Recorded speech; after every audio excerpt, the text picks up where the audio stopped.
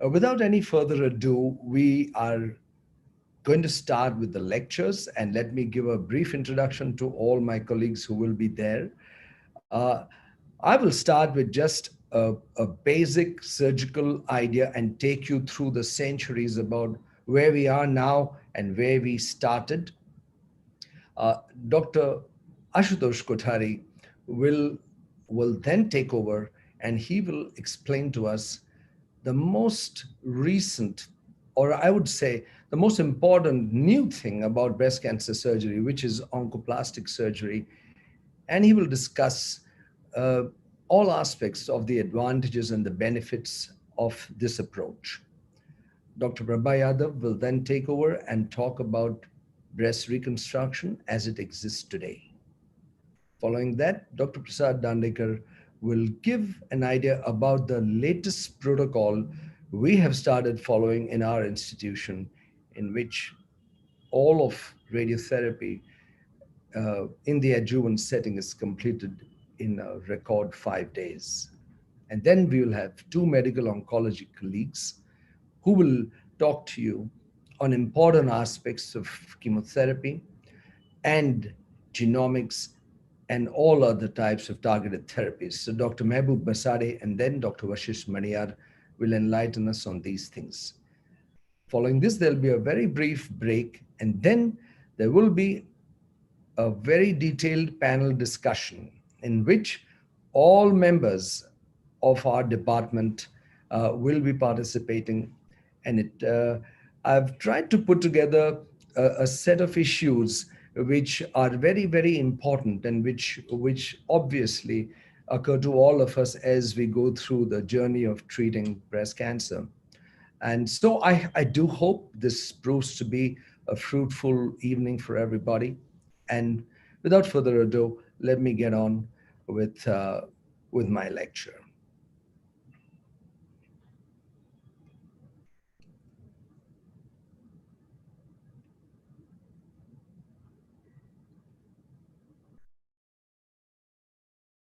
Okay, so it's a bit of a provocative title, Surgery for Breast Cancer, from Radical to Sublime.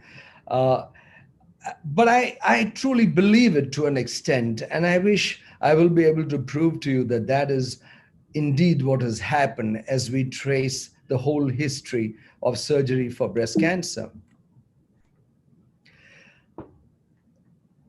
As all of us know, breast cancer is a disease of great antiquity. It was reported way back in the Egyptian mummies and the Edwin Smith papyrus. And we can see in this slide the ancient instruments which were first studied. You can see a guillotine of the breast, and then you can see tuniques that were designed. And this was all in the medieval times, up until the time that William Halsted described the radical mastectomy, which literally ruled the practice of breast cancer surgery for decades. And as you can see in this illustration, you can see a lady with a small little primary in the upper central quadrant undergoing a radical mastectomy with an excision of a large amount of skin over the breast. So this is where we were until about half a century ago. But things have changed now. And and when I look at mastectomy today, I actually ask myself, is it one operation? Indeed, it is one operation in terms of the amount of parenchyma we remove and perhaps in terms of the nodes that we resect, but it varies considerably on these parameters, i.e., the incision plans, the skin envelope, and most importantly, the adaptations for reconstruction.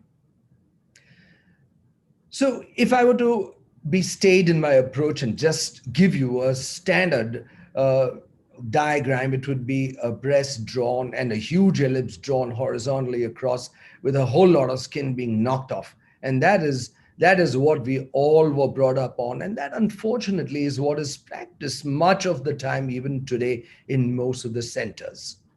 So it can either be horizontal or oblique, most often the lateral side upper. But come the more refined methods of mastectomy, and you find other approaches. You find the submammary incisions, the circumareolar incision, which allows you to save the entire breast skin envelope, and of course, customized incision plans as the case may be. So, when we talk about the skin envelope, you can either have a complete preservation of the envelope without the nipple areolar complex, and this would entail the circumareolar incision plans, or there may be complete preservation with the NAC intact, and these would require submammary incision plans. And then uh, you can have preservation of parts of the areolar skin with a variety of options based on each individual case. And finally, the traditional plan in which no preservation of any, I mean, you just have enough skin to get a primary closure and result in a flat primary scar. And that is the traditional mastectomy incision for primary closure. Now, what are the adaptations for reconstruction when we look at mastectomy? The first and the foremost, and I think this is crucially important, is the skin sparing mastectomy. It is a fundamental and important technique. All people performing breast surgery should learn the technique of being able to remove the breast and take a large skin envelope. This is a somewhat arduous and longish experience, but it has to be learned. And I think this is the fundamental basis for the good results that we are seeing. Then you go further and you have the skin and nipple areolar complex sparing mastectomy, which is employed uh, very frequently for risk reducing mastectomies. And in that, the approach to the axilla also will change. Either it's a separate incision, or through the same incision taken, we can push, go back to the lateral border of the pectoralis major and dissect the axilla. So let me quickly take you through the plans. The first, as I said, this is a preoperative picture of a patient who's going to undergo bilateral mastectomy, and you can barely see the incisions. They are both submammary incisions, and this lady is going to undergo bilateral simultaneous mastectomy for risk reduction. Here is one woman who came to me almost 20 years ago. She was operated in the UK, and then she came here desperate for a reconstruction. And here was she. She had undergone bilateral risk reducing mastectomies and needed a reconstruction. But what you can see here, it's a crumpled skin in which the whole envelope has been preserved.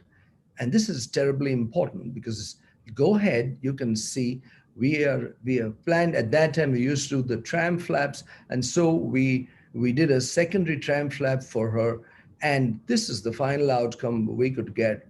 Almost, I think it was 18 years ago that we did this patient. She had a very satisfactory outcome and has been happy and is still living happily with this outcome. Uh, Take the next plan, which I spoke about, that is the circumareolar incision. This young lady, again, we had to perform bilateral mastectomies on her. This was done about 14 years ago. And here we use bilateral latissimus dorsi flaps with implants. And did a secondary nipple reconstruction of the skate flap and then tattooed the areola. She then went to a tattoo artist and got a design done on the left areola. So there you see, this is a lady who had circumareolar incisions for complete bilateral mastectomy. And this is yet another plan, as I told you, the omega shaped incision, where this young lady who wanted a reconstruction, we had opted to do the DF flap. This was a recent case done only 3 months ago. And this is a picture that I took just yesterday. And this is that same lady with a DF flap in place 3 months after surgery. Now, when I talk to you about the custom-made incisions, some patients come after having previous surgery elsewhere. Like this young lady had this odd scar on the breast, and that was a proven malignancy with margins that were not great. So we needed to do a mastectomy, and we used this sort of incision. We can also use other varieties of incisions. For example, in this young lady who had an inferior quadrant lesion, and this was the kind of incision we took, and that is the kind of result we got with the primary DF flap reconstruction. From mastectomy, let's move to lumpectomy. Lumpectomy is an extremely important part of our armamentarium. And here again, we need to know that there is a specific method to get good aesthetic outcomes. We need to plan incisions correctly, and the planning varies with the quadrant concerned. And of course, we need to know how to manage the lumpectomy defect, and then again, the significance of contour restoration and the importance of dead space elimination. So the quadrant-wise planning goes as follows. In the upper outer quadrant, we most frequently use incisions parallel to the areola and directly over the tumor. Or we can use a circumareolar plan with tunneling or an oncoplastic cum circumareolar, and I'll show you examples of all these various incisions.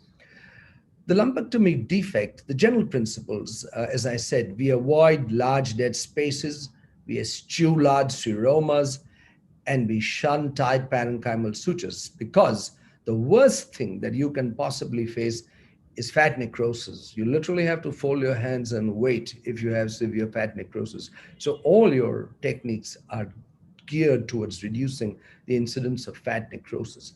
Then, of course, you have replacing volume loss, so mobilizing at the breastplate as an oncoplastic surgery, or creating mini parenchymal flaps with suture scaffolds, which is a technique not very widely used, but which I use very frequently in my cases and have had very good results, as you will see. And drainage for lumpectomy defect is never, ever. So now let's take a few examples. This young lady of 35 had an upper outer quadrant tumor. She had a lumpectomy and axillary clearance. She had 16 nodes positive. She went through all of treatment, full chemotherapy, full radiation. And this is her at the end of treatment. You can see that the left breast is looking a little smaller than the right breast, but is not looking mutilated or maimed. And that is the view with the hand abducted, which barely shows the scars. So this is the kind of consistent outcome one should have with an upper outer quadrant incision. Another example would be those patients who present with very, very high and lateral upper outer quadrant lesions. And here we frequently take both out through one incision and then use a suture scaffold techniques to restore contour. And this is the kind of result we can get. And this was a lady who we had operated 5 years ago. And this is after all treatment on a routine follow-up recently. This very young lady, just 42, she had a large 3.5 to 4 centimeter tumor in the central area in the right upper quadrant. And here it was a fairly large excision, but because she had a large breast and a very large areola, we could create a large long tunnel and resect it. And she's here after complete treatment. She's now 2.5 years post-treatment, and that is the outcome. The right breast looking just a little bit smaller, but that is the kind of result one can expect to get from this approach. Now take the circumareolar incision. I believe that for the upper inner quadrant, it is best not to scar the breast at all if unless it is absolutely necessary. And here was a case where the volume loss was minimal, but we went ahead with a wire-guided resection. And here you see, this is the initial marking, and that is intraoperatively where we could actually lift the entire breastplate off, do an adequate resection, and that is her immediately on table to your left, and on the right, that is her long-term post-op result, which maintains itself, and she's now about 8 years post-surgery with an absolutely normal looking breast. This is a more recent patient. She had a very large 5 centimeter lesion in the lower inner quadrant. This is a difficult quadrant because it's difficult to mobilize tissue there, and therefore we had to depend on suture scaffolds considerably. And this was soon after she completed radiation, so she's looking a little erythematous. And That is the kind of outcome we could give this lady with a lower inner quadrant tumor about 5 centimeters in diameter. Taking even larger volume defects. This was a lady who came and she required a quadrantectomy. She had been operated in another city before and came with that ugly crumpled scar over there. And we had to do a further wide excision. So we ended up with a quadrantectomy defect in a fairly large volume breast, and we chose to use an LD flap. This can be replaced by local flaps, and it might perhaps be discussed by Dr. Kothari in his talk. But we use an LD, and she's had an outstanding result, which stays good after years. I think this was about 8 years ago. This was a very recent patient, and I have to say this was a truly remarkable case. She started off with a somewhat large and diffuse upper and inner quadrant primary, which was actually stuck to the pectoralis major, and she had numerous nodes. She had a complete response to neoadjuvant chemotherapy, and she was all planned for mastectomy, but just on the day prior to her surgery, I thought I could do something else for her. So we did a circumareolar plan, and here we took an incision away from the areola so that we could get a wider tunnel. Again, we had a fairly large defect which was repaired by mobilization and suture scaffolds. And this is her after completion of radiotherapy and all of chemotherapy and surgery. And this is the kind of result in the lying down position. And this is her standing up. You can see that the right mound is a little smaller, but she's extremely pleased with this. And I feel these approaches allow us to perform procedures which can really work well for the patient. Coming to the axilla, it's crucially important what we do here. And the real mantra today is de-escalation, and it's increasing acceptance today. So sentinel lymph node biopsy is what we are talking about, and we need to know that sentinel node biopsy can be performed by a variety of techniques, either with blue dye, methylene blue, or a radio tracer, or with combinations of the two. I used to use a blue dye and a tracer earlier. Now I stuck to only the tracer, and and uh, and and this has been, I think, one of the greatest advances in recent times in breast cancer surgery. Uh, and what we need to know is between sentinel node biopsy and complete axillary clearance, is there anything in between? And the answer is yes. We can do a level 1 clearance in a selected number of cases, because I think everything about the axilla is preventing lymphedema, and we need to keep that in mind. So even when we have to do a complete clearance, there are measures we should follow to avoid lymphedema. And all this is thanks to Randall Morton, who invented the sentinel node biopsy for melanomas. And this has now come into complete, it is the accepted standard of care for breast cancer. And I think all of us need to be able to perform it. So the indications are a clinically N0 axilla on clinical examination as well as ultrasound. And as I just told you, technique can be radiotracer plus patent blue or methylene blue, or radiotracer alone. And I think the major advantages are avoidance of lymphedema and sensory losses in the axilla. The varieties of axillary nodal dissection are as follows. You have the sentinel node biopsy, and these are other dissections. The 4-node sampling popularized at the Tata Memorial Hospital, where no radiotracer is available. You work in the little space between the pectoralis minor and the serratus anterior and get a 4-node sampling, and that almost always works in their experience.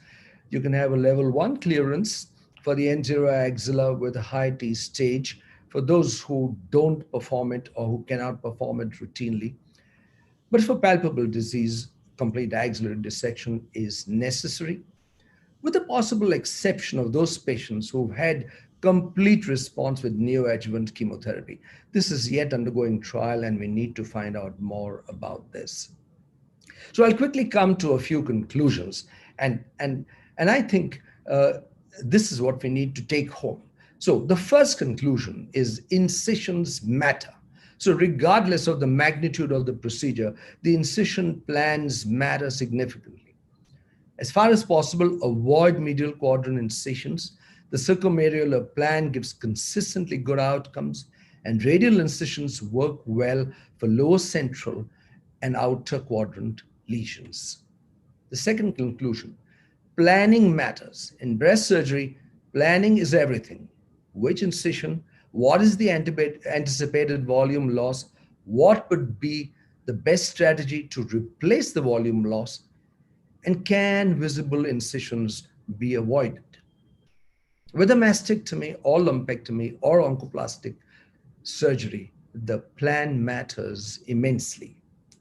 Approaching the axilla in the most optimal way. The third conclusion is selection matters.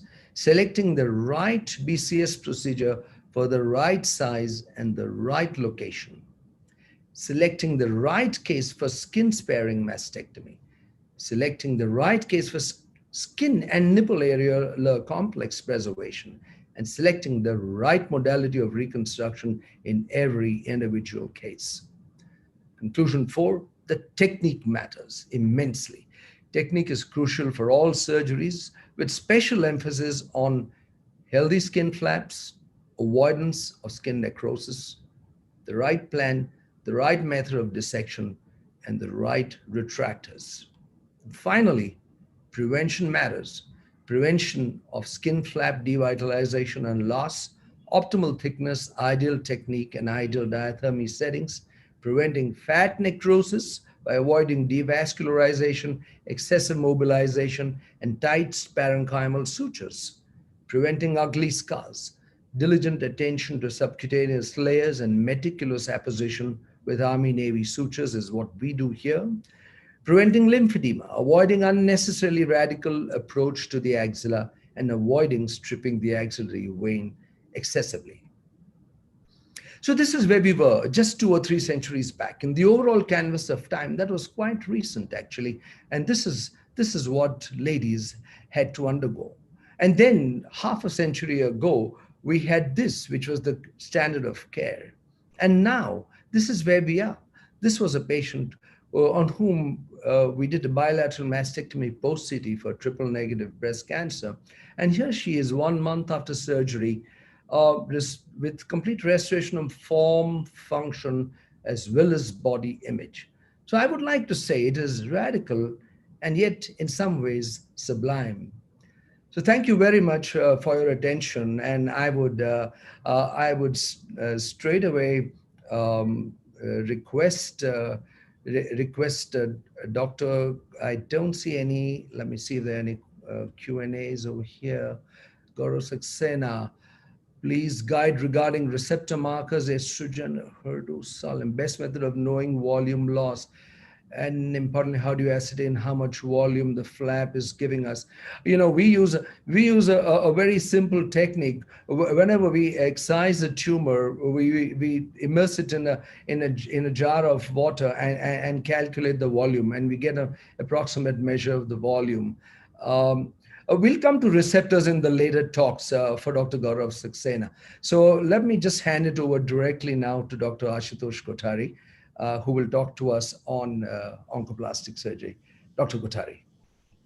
Thank you, Vijay.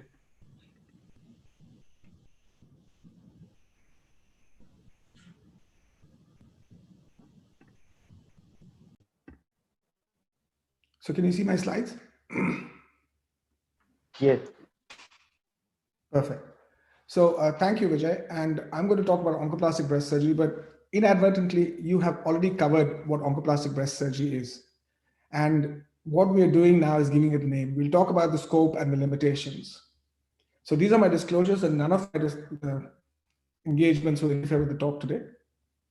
So let's just say, what is oncoplastic breast surgery? A lot is made about oncoplastic breast surgery today, but basically it refers to what Vijay has been talking about, the safe resection of the tumor And that could be either a breast conserving wide lump excision or a lumpectomy, or then the widest of wide excisions, which is a mastectomy, and then immediate reconstruction of the defect using plastic surgical techniques. So whether you use the suture scaffold that Vijay was talking about, which is a very simple method without any tissue mobilization, or you use the BioZorb, which is the Americans are using, or then you use tissue displacement or replacement techniques, either using parenchymal flaps, pedicle flaps, local granular flaps, or then silicone implants, or then microvascular flaps. The other terms that are used to describe oncoplastic breast surgery are tumor-specific immediate breast reconstruction, which could be partial or whole breast reconstruction, and coupled surgery. So in the bad old days, we knew or we sought to have victory over the tumor. So a wide excision, as wide as we could get, big margins, and that was what we were all focused upon. But as Vijay alluded to, the paradigm has shifted. It's moved to aesthetics, quality of life, and more importantly, body image. Women are surviving more and they demand this of us. I think in today's day, an oncoplastic breast surgeon should use his expertise to make a woman as confident with her body image. She doesn't need to hide her operated breasts anymore. She should feel confident in looking at herself in the mirror. And that is where oncoplastic breast surgery has come center stage. What we need to appreciate is that the breast, whether we like it or not, is an aesthetic unit. And that aesthetic unit needs to be preserved. Although the breast is an individual organ, they're always viewed as a pair. So they're a couple. That's why we need to focus on symmetry. The things that can change symmetry or the shape are glandular loss, fibrosis, which could be because of fat necrosis, could be because of a seroma, could be because of radiotherapy. Size, which is the question that was asked of Vijay.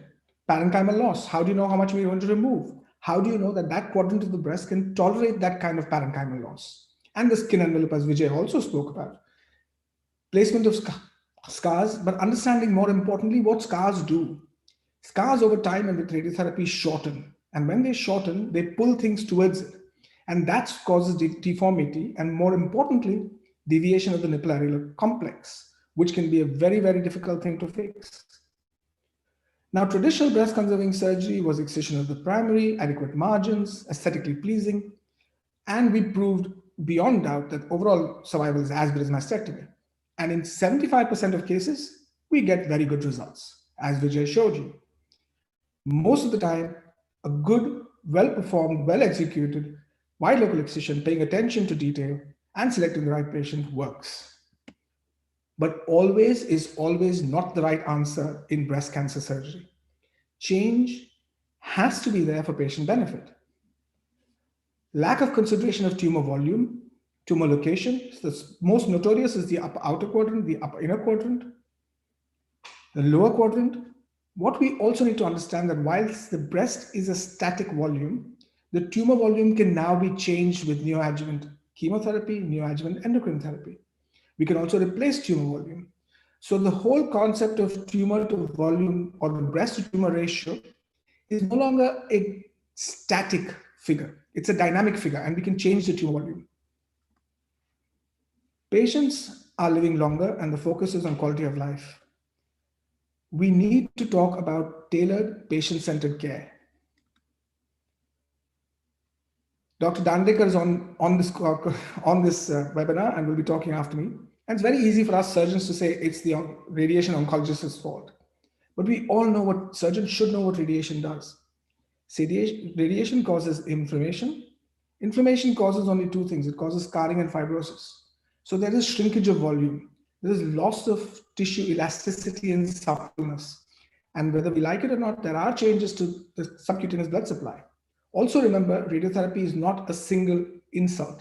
You have an acute phase of radiotherapy-induced changes, and then you have a chronic phase of radiotherapy-induced changes. And as Vijay said, the sequelae of all these are the worst when you have a big cavity that's present. So this is a very nice schematic, very simple, idiot proof that a very close friend of mine, Dr. Zoltan Matrai from the National Cancer Institute in Hungary, and his colleagues have published. So if you look at this, it gives you the maximum tolerable volume loss with a simple wide local excision. Anything more, and you have to start thinking about oncoplastic breast surgery, tissue displacement or volume replacement. And this schematic is very, very simple to follow. We also need to understand is when to do oncoplastic breast surgery and when not to do oncoplastic breast surgery. So in breasts which are normal or have very little ptosis, the goal is damage limitation. So less is more. But when you have ptosis, and the women would benefit from, let's say, a mastopexy or a breast lift, then combining that with a cancer procedure does add benefit and value. But remember, when you talk about enhancing one breast, which is the diseased breast, you need to consent her for a contralateral breast symmetrization. Some women are happy because they're balanced in a bra and they believe that it's me and my husband who are going to see me. We're comfortable with this. And they will accept that kind of big operation, provided they can avoid a mastectomy. Again, as Vijay said, scars in the no man's land or the upper inner quadrant or the cleavage area or the décolletage area, as the French call it, is a no-no. So you try to hide your scars, remote scars, periareolar scars, even radial scars now, more and more being accepted, as you will see in the slides to come. So these are things that in today's world we shouldn't see. And I'm not going to show you pictures from my days when I trained in India. These are all happening in the West and they're all very recent images. I've selected these images of my patients in the last 2 years who came to me for corrective surgery. And you can see that even today, although we are talking about this so much, these practices are not as well absorbed or understood by everyone. This is another no-no. So these are volume defects, which then have radiotherapy, lead to parenchymal fibrosis and scarring, and like I said, deviation of the nipple and deformity of the shape and contour of the breast. So is there a better way? Is there a third way? Is there a more unique way of doing what you want is curing the cancer, but also giving the woman what she wants, which is a good aesthetic pleasing outcome? And there is a very simple way of tissue displacement. So this is a lady that was done in our unit in, I think, 1998, where she came for a follow-up for a recurrence. But I took this picture to show students what not to do. So this is a big tumor that's been removed from the upper outer quadrant without any regard to restoring a form. In today's world, this is what we would do. We would do a lateral mammoplasty, and you can see there's a scar around the nipple, because what you need to know is the lateral scar will pull the nipple towards it. So when it shortens over time, the nipple will deviate laterally. What you want to do is medialize the nipple, so you offset that. So there are two vectors which are counteracting each other. This is the upper inner quadrant, lower inner quadrant, which is very, very difficult to treat, as Vijay said. Again, if you do the surgery properly with tissue displacement, you can get results like this. And in this, there is no need to symmetrize the other breast because, like I said, she has very little ptosis. So our aim was damage limitation and giving her symmetry. This is the 6 o'clock tumors, and they lead to what we call bird's beak deformity. This is avoidable by doing a nice vertical mastopexy like this, a small lift on the other side. This woman is 78 years old and she's very happy with the shape of the breast. And would you blame her? This is 1 year after radiotherapy. So this is very simple oncoplastic principles that I'm talking about trying to use plastic surgery in resection of the tumor and making the breast more aesthetically pleasable. This is a very high tumor, woman with ptosis. There is another way, what we call as level 2 or now even level 3 oncoplastic procedures, which is a therapeutic mammoplasty or a breast lift in simple terms. So the breast surgeon today is doing a breast reduction, but the reduction is actually the tumor volume. Everything else you're going to preserve and give it a nice breast lift. And this is how the lady looks many, many years later. This is what Vijay also spoke about, volume replacement. So there's a lot of chest wall perforators. In the good old days, remember, we used to do this as just simple glandular flaps. We've now become more scientific about it. We've got Dopplers. We've understood anatomy better. We're trying to reduce flap necrosis, fat necrosis, and trying to make our approaches more scientific. In doing so, what we've done is we're using chest wall perforators, which is the lateral intercostal vessels, the middle intercostal vessels, and the anterior intercostal vessels, and basing glandular rotation flaps on these pedicles. It's very fashionable today to do chest wall perforators, very little morbidity, but a lot to gain. So this is a lady who has a tumor in the upper outer quadrant. Almost the whole upper outer quadrant is going to go. So this is the volume that is going to replace that upper outer quadrant. So what happens is, it's not very clear here, but it's because of limitation of time. Chest wall perforatus in itself is a big talk. These are the two vessels identified on Doppler. What we will do is deepithelize this tissue. This will close here, as you can see. And this deepithelized volume will be tunneled into here to replace this. So as you can see, she's got a perfect shape and no scar on the breast at all. Multifocal cancers, multicentric cancers. Do they need a mastectomy? This is a lady who came to us with 3 tumors in the upper outer quadrant. What we did was a nice big lateral mammoplasty, and this is how she looks. She's avoided a mastectomy. She's got a wide excision of her tumor, so oncologically safe procedure, and she's a happy woman. So there is a better way if we know what to do and plan appropriately. Extreme oncoplasty is another word that's bandied about loosely. Basically what it means is removing large volumes of tissue or large tumors which would have necessitated a mastectomy in the bad old days. This is a 65-year-old lady come to us with screen detected tumor, 85 millimeters multifocal high-grade DCIS, and you can see the 2 crosses there. In any other center, the simple advice to her would be have a mastectomy. She was extremely adamant that she will not have a mastectomy despite her age. As you can see, she's 65 years old. This is the extent of her tumor. We localized the tumor using 3 wires. And what we did was a lovely small V-plasty technique. The whole lateral part of the breast was mobilized as a glandular flap into the medial part. And the volume was replaced purely by tissue displacement. And these are our results. And what we managed to do is excise. So the final histology, unfortunately, for some reason has not come there, was 105 millimeters of high-grade DCIS in the lower inner quadrant, completely excised, 5 millimeter margins. So everyone should be happy with this result. And we've saved her a mastectomy. And if you look at her breasts, despite the ptosis, she did not want contralateral symmetrization. We've given her very good symmetry. What about the whole breast? So the best wide local excision, as I said, is a mastectomy. This is a nipple sparing mastectomy done through a intramammary scar. As you can see here, there's still some patent blue. She was a BRCA1 mutation carrier, 35 years old, and she's had a bilateral mastectomy, a sentinel node biopsy on this side, and an immediate implant-based reconstruction. So we've looked at partial correction of defect through glandular rotation.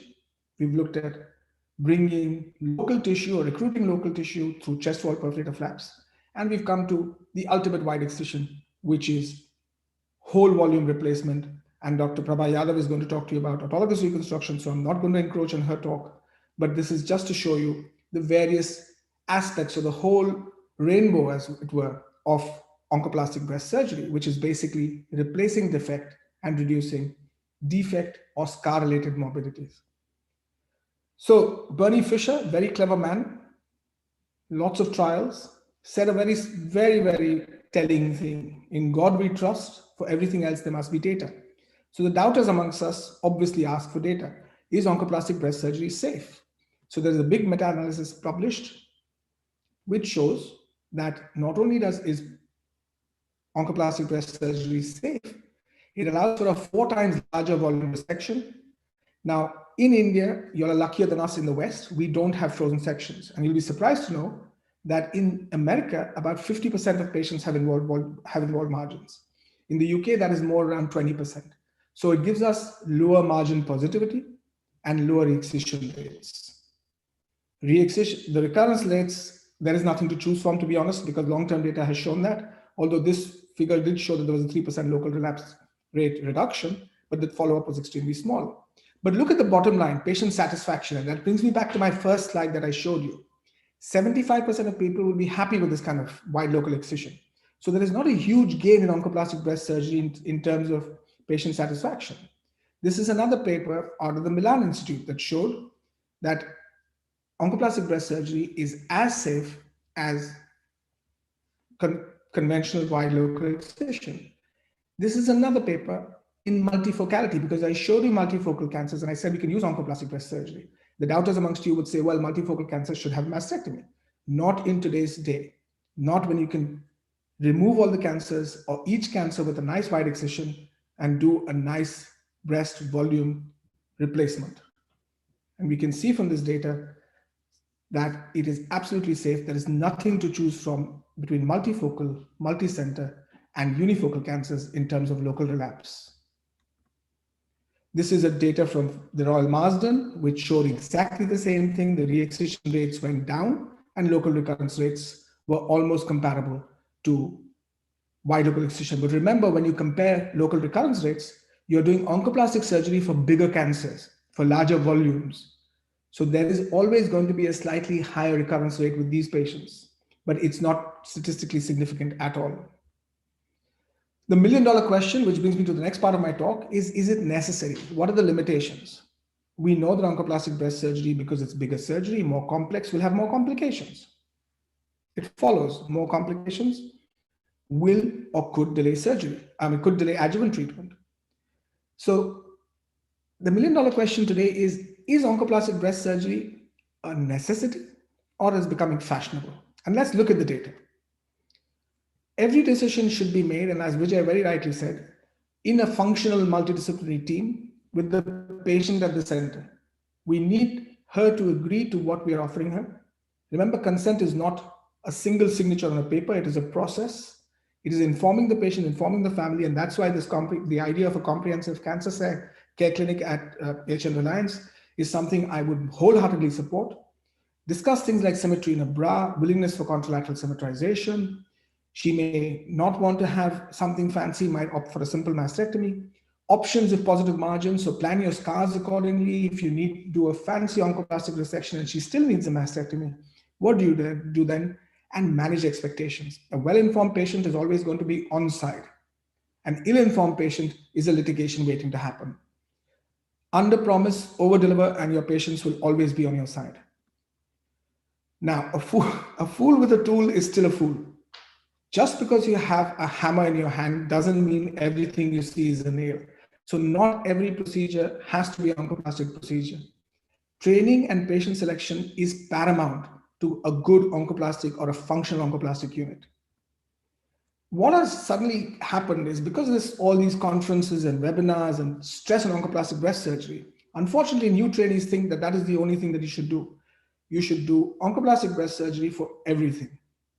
A very good survey which is done in French hospitals, because it's important about France, is because Krishna Clough, the father, and Audrich from Austria, they're European. So what is happening in Europe?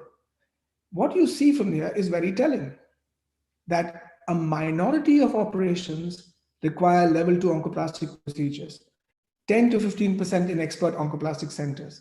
However, in some centers, this rate is now between 30 and 50%. So how do you justify the same volume of cancers coming out in one unit with lesser oncoplastic procedures and one because they're doing oncoplastic procedures? And that's probably because I can do it, I will do it. What is also telling is in the West, where you have a large proportion of your tumors which are detected early and screen detected cancers through national screening programs, you're seeing an upswing of oncoplastic breast surgery. Again, it doesn't add up. This is a term that I think is going to become more and more commonplace. It's oncocosmetic surgery. And as Krishna Clough said, 12% of his patients, and we are seeing that more and more in our center, is patients come to us and said, I've never liked my breasts. I want a nice breast lift, or take my breasts off, both of them, reconstruct them, and give me a good boob job. What you have as a surgeon to do then is to counsel the patient about the advantages, disadvantages, whether there is any oncological benefit, or is this decision even sound? So what we shouldn't be doing, or the limitation of oncoplastic surgery, is it shouldn't become a cosmetic procedure, because women are going to always choose to try and have an aesthetic benefit. As an oncologist, we need to balance that in terms of complication, delay of adjuvant treatment, and the oncological principles on which we are based. We have to consider things like health economics. She'll have to come back for a symmetrization. She might need, if she has an implant reconstruction, she might need lipofilling. So patients should be counseled on all this before they're signed up for any kind of oncoplastic surgery. So Fiona McNeil very rightly said, the pursuit of momentary aesthetic ideal should not overcomplicate simple breast conservation. Some patients may just want a simple mastectomy and they're content to accept modest asymmetries and indentations. Like I showed you, 80% of your breast conservation. Ultimately, radiotherapy, age, and gravity will alter the breast. So let's say the treated breast is lifted, you have radiotherapy, it's frozen in time. The opposite breast is also lifted. But remember, because it's normal tissue, it has its elasticity, whereas the opposite breast has lost its elasticity because of radiotherapy. The lifted breast will drop over time. So the symmetry is short-lived. So the concept of less is more is here to stay for even sublime surgery. This is my take-home message. Keep it simple, stupid. Don't try and overcomplicate things. All my students are told this. As simple your surgery is, the less complications you have, the less problems you have, the happier your patients are. And since we've opened a one-stop clinic, this is a reminder to all my women friends in India. Mammograms are important, although national screening may never come, but opportunistic screening for women who care is important. I'd like to acknowledge all my patients who allowed me to use their pictures for this presentation and my team at GUYS. And over to you, Vijay. Thank you so much.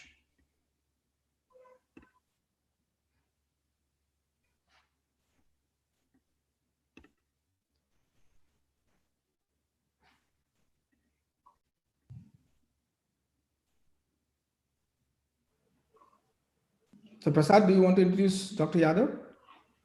Yeah, Dr. Prabha Yadav is the head of reconstructive and Sorry, plastic surgery. Yeah, you please. Yeah. Go on, sir. Muted. Sorry, Vijay, I couldn't see you. No, I was muted. Sorry, I was muted. So please carry on. Please introduce Dr. Yadav. Yeah. Madam, please share your screen. Yeah. I was just saying, it's delightful to introduce our plastic surgery colleague, Dr. Prabha Yadav. She has arguably one of the largest reconstructive experiences in the country. So we look forward, Dr. Yadav, to your talk. Yeah. Thank you for the kind introduction.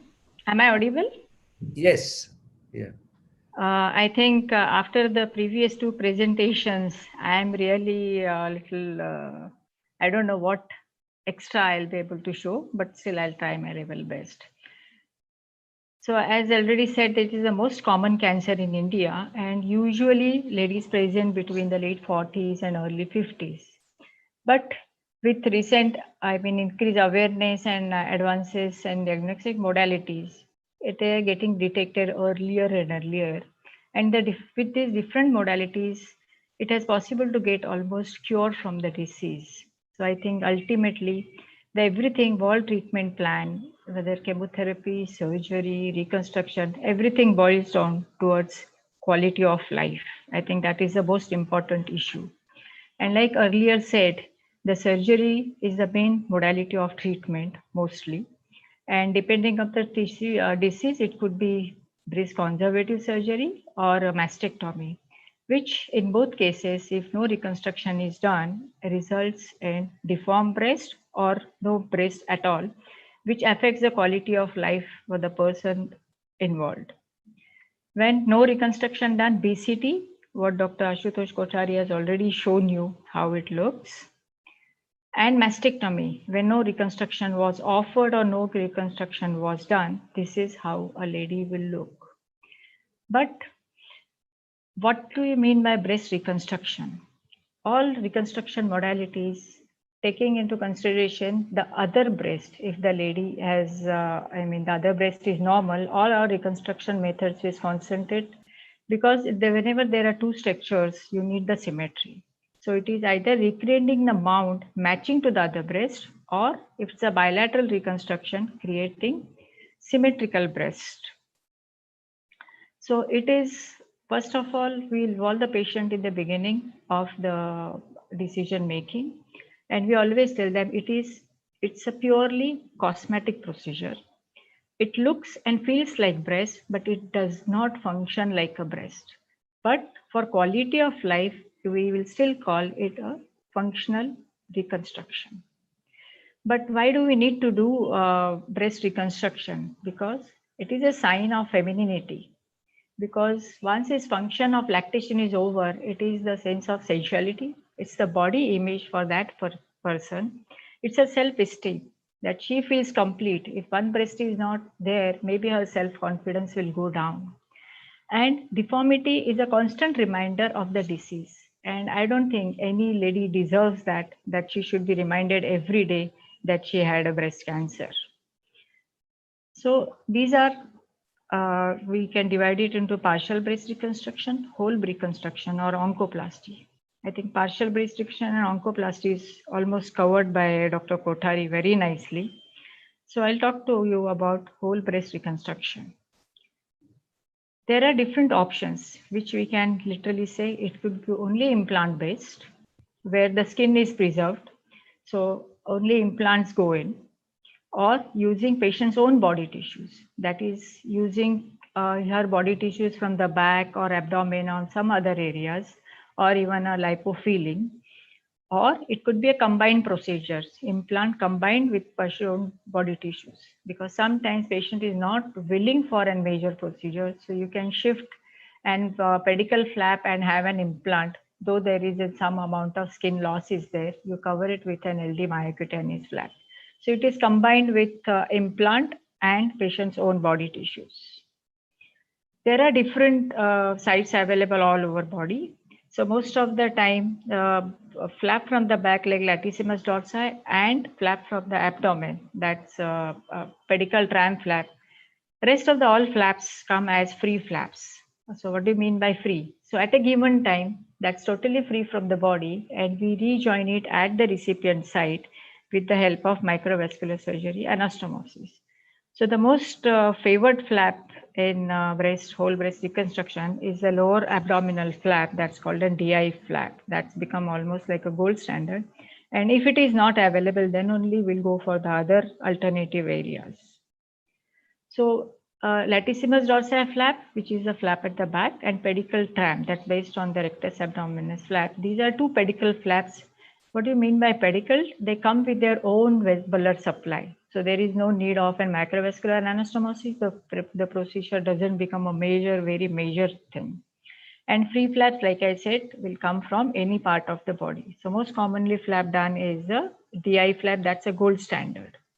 Others are taken from the thigh. From the medial aspect, it's called upper gracilis, or from the back, it's called S-gap or I-gap, that is gluteal artery perforator flaps, or peroneal popliteal artery, this profunda artery perforator flap, or lateral thigh flaps. So wherever the flap is available. So what is a latissimus dorsi flap? I think I'm not going to go in much technicality. It's the most commonly used flap for partial breast reconstruction, where the volume replacement is required and the local flaps are not there, local perforator flaps are not there. It is supplied by the thoracodorsal artery from the axilla. It can be used only as a muscle flap or along with a skin paddle. Shifts like a pendulum with its blood supply. The scar is usually hidden in the blouse or the bra area, and the donor area morbidity is very less. So this is done very commonly. Usually it can be done with an implant. This is implant and an LD. This was in skin sparing mastectomy with an inframammary crease. That's the LD muscle.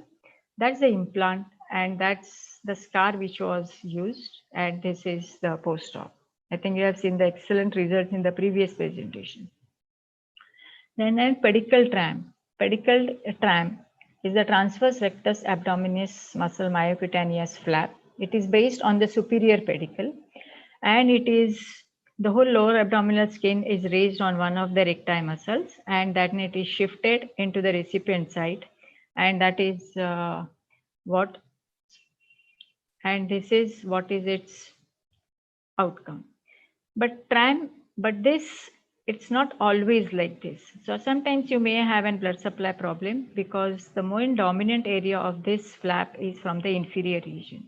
So it all depends on what is the crossover at this junction. So every time you may not get a very straightforward result like this. And the donor area morbidity may be taken because we are taking one of the important muscles of the abdomen. So this is nowadays not a very favored one done. So another pedicle flap is an latissimus dorsi, which comes from behind. So many ladies will have some sort of an cellulite at the back. So in that case, when they don't want a very major procedure or don't want to touch the abdomen, They can be offered this if you have a lot of fat at the back on the LD territory. So the terminology used is an extended LD flap. So you can almost get about 250 to 300 cc of fat along with this. So this is the LD flap. You have so much of fat along with it. And that's her breast post RT, and that's compared with the other breast. So these are the two pedicle flaps which can be used. But like I said, whenever you do a reconstruction, you may not give that ptotic a breast for the other side breast. If the patient is not willing for touching the other breast, then the result will be like this.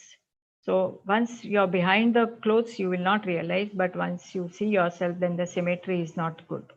But many females don't want that other breast to be touched. Then this is what the sort of result when the two structures are not identical. But slowly, the acceptance is coming. And then we are doing, to match the thing, we are doing a reduction mammoplasty other side. So that settles down quite well. Then what is the DI flap, which is the common word terminology that you will hear every time you visit an breast reconstructive surgeon. It is skin from the lower part of the abdomen based on the deep inferior epigastric vessels, which supplies this skin through the perforators coming through the muscle. So we just take out the perforator and the main source vessel, and the whole muscle is preserved.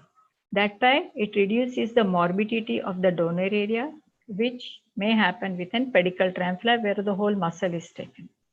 And these perforators, the donor area, the beauty of this is the donor area is closed primarily. So the scar goes in the undergarment area like a cesarean scar, and the umbilicus is relocated. So to convince the patient, many times we say it is buy one, get one free. You get a breast reconstruction and you get a tummy tuck surgery done. The only thing is patient needs to wear a belt for about 2 to 3 months, some restriction for weightlifting. Otherwise, this tissue is the best for breast because it feels like a breast. The soft fat is consistency wise, it matches the breast. So this is one such DI flap where the perforator dissection has been done. So whole muscle and the rectus sheath is preserved. So that's the huge lower abdominal flap can survive on one single perforator. That's how it will look. And over a period of time with gravity, it will become sagging down. And then patient, if she wants, we can do the nipple areola reconstruction. That is one such patient where the DIP has been done. This is, like I said, some patients are willing for reduction mammoplasty on the opposite side. And this was a skin sparing mastectomy. So the whole DI flap is being deepithelialized. The skin paddle will behave like almost like an areola, and that's the reduction done on the opposite side. You can use the same DI for bilateral reconstruction because in this patient, one side the skin was removed. So that was the skin replaced with the DIP, and other was a skin sparing mastectomy. So that whole flap is buried underneath. So this is how it will look. And patient may come for nipple areola reconstruction. That will be the final stage of reconstruction. When we see the patient, many times the patient may not be willing for reconstruction per primum, but we can do a secondary reconstruction even after 5, 10, 20 years. So this is one such secondary reconstruction. The advantage of doing primary reconstruction when the skin can be spared is that this is a golden skin, which an exact color match with the other. In Indian population, still, the moment you shift any flap from somewhere else, however good is the result, but this will be very eye-catching because the color difference will be there and our scars will be very prominent. The other alternative areas, you take it from the buttock. So there will be some contour deformity here, but she will get a mount behind the clothes. She is the one who was not willing for other breast adjustment. The other donor area is from the upper thigh area. That's called gracilis myocutaneous flap. That was the defect. And this is relatively early. Over a period of time, the ptosis will come and it will almost exactly match the other side. But what is the breast reconstruction scenario in our country? So like in USA, I think it is almost 40%, UK 30, maybe it is more now. But India, if you have a mastectomy, I think only barely 3 to 4% patients come for reconstruction. So, I mean, if you can look at the Tata statistics that's done, these are the free flaps done, and that's the only number of breast reconstruction that would be done. So what is the reason? That's mainly the lack of awareness, additional costs involved many times. Family and still our culture, I think many times it is the husband or the relative, if you are dependent, who decides whether you will get a reconstruction, lady will get a reconstruction or not. Fear of recurrence, that what if the disease comes back, then what will happen? And many times the primary physician, like our family physicians, they have lot of influence. If they say there is no need of reconstruction, however you will tell, they will not go for reconstruction. And some other issues like children are small or some sleep problem or money problem. These are the reasons they don't come. So creating that awareness that we do multiple presentations like today's webinar. We can have lectures for students, hospital presentation, for general public, for breast working groups, patient information booklets, workshops, articles in newspapers or magazines, TV interviews, or have some celebrity talk about it because people believe with celebrities much. All usually in patient counseling, if you involve a patient who has undergone a reconstruction, that's the best person who to counsel patient for talking about reconstruction. I think we should have, and like World Cancer Day, we should have a breast reconstruction awareness day also, just to close the loop on breast cancer. So we need to convince the patient that breast reconstruction oncoplasties are safe.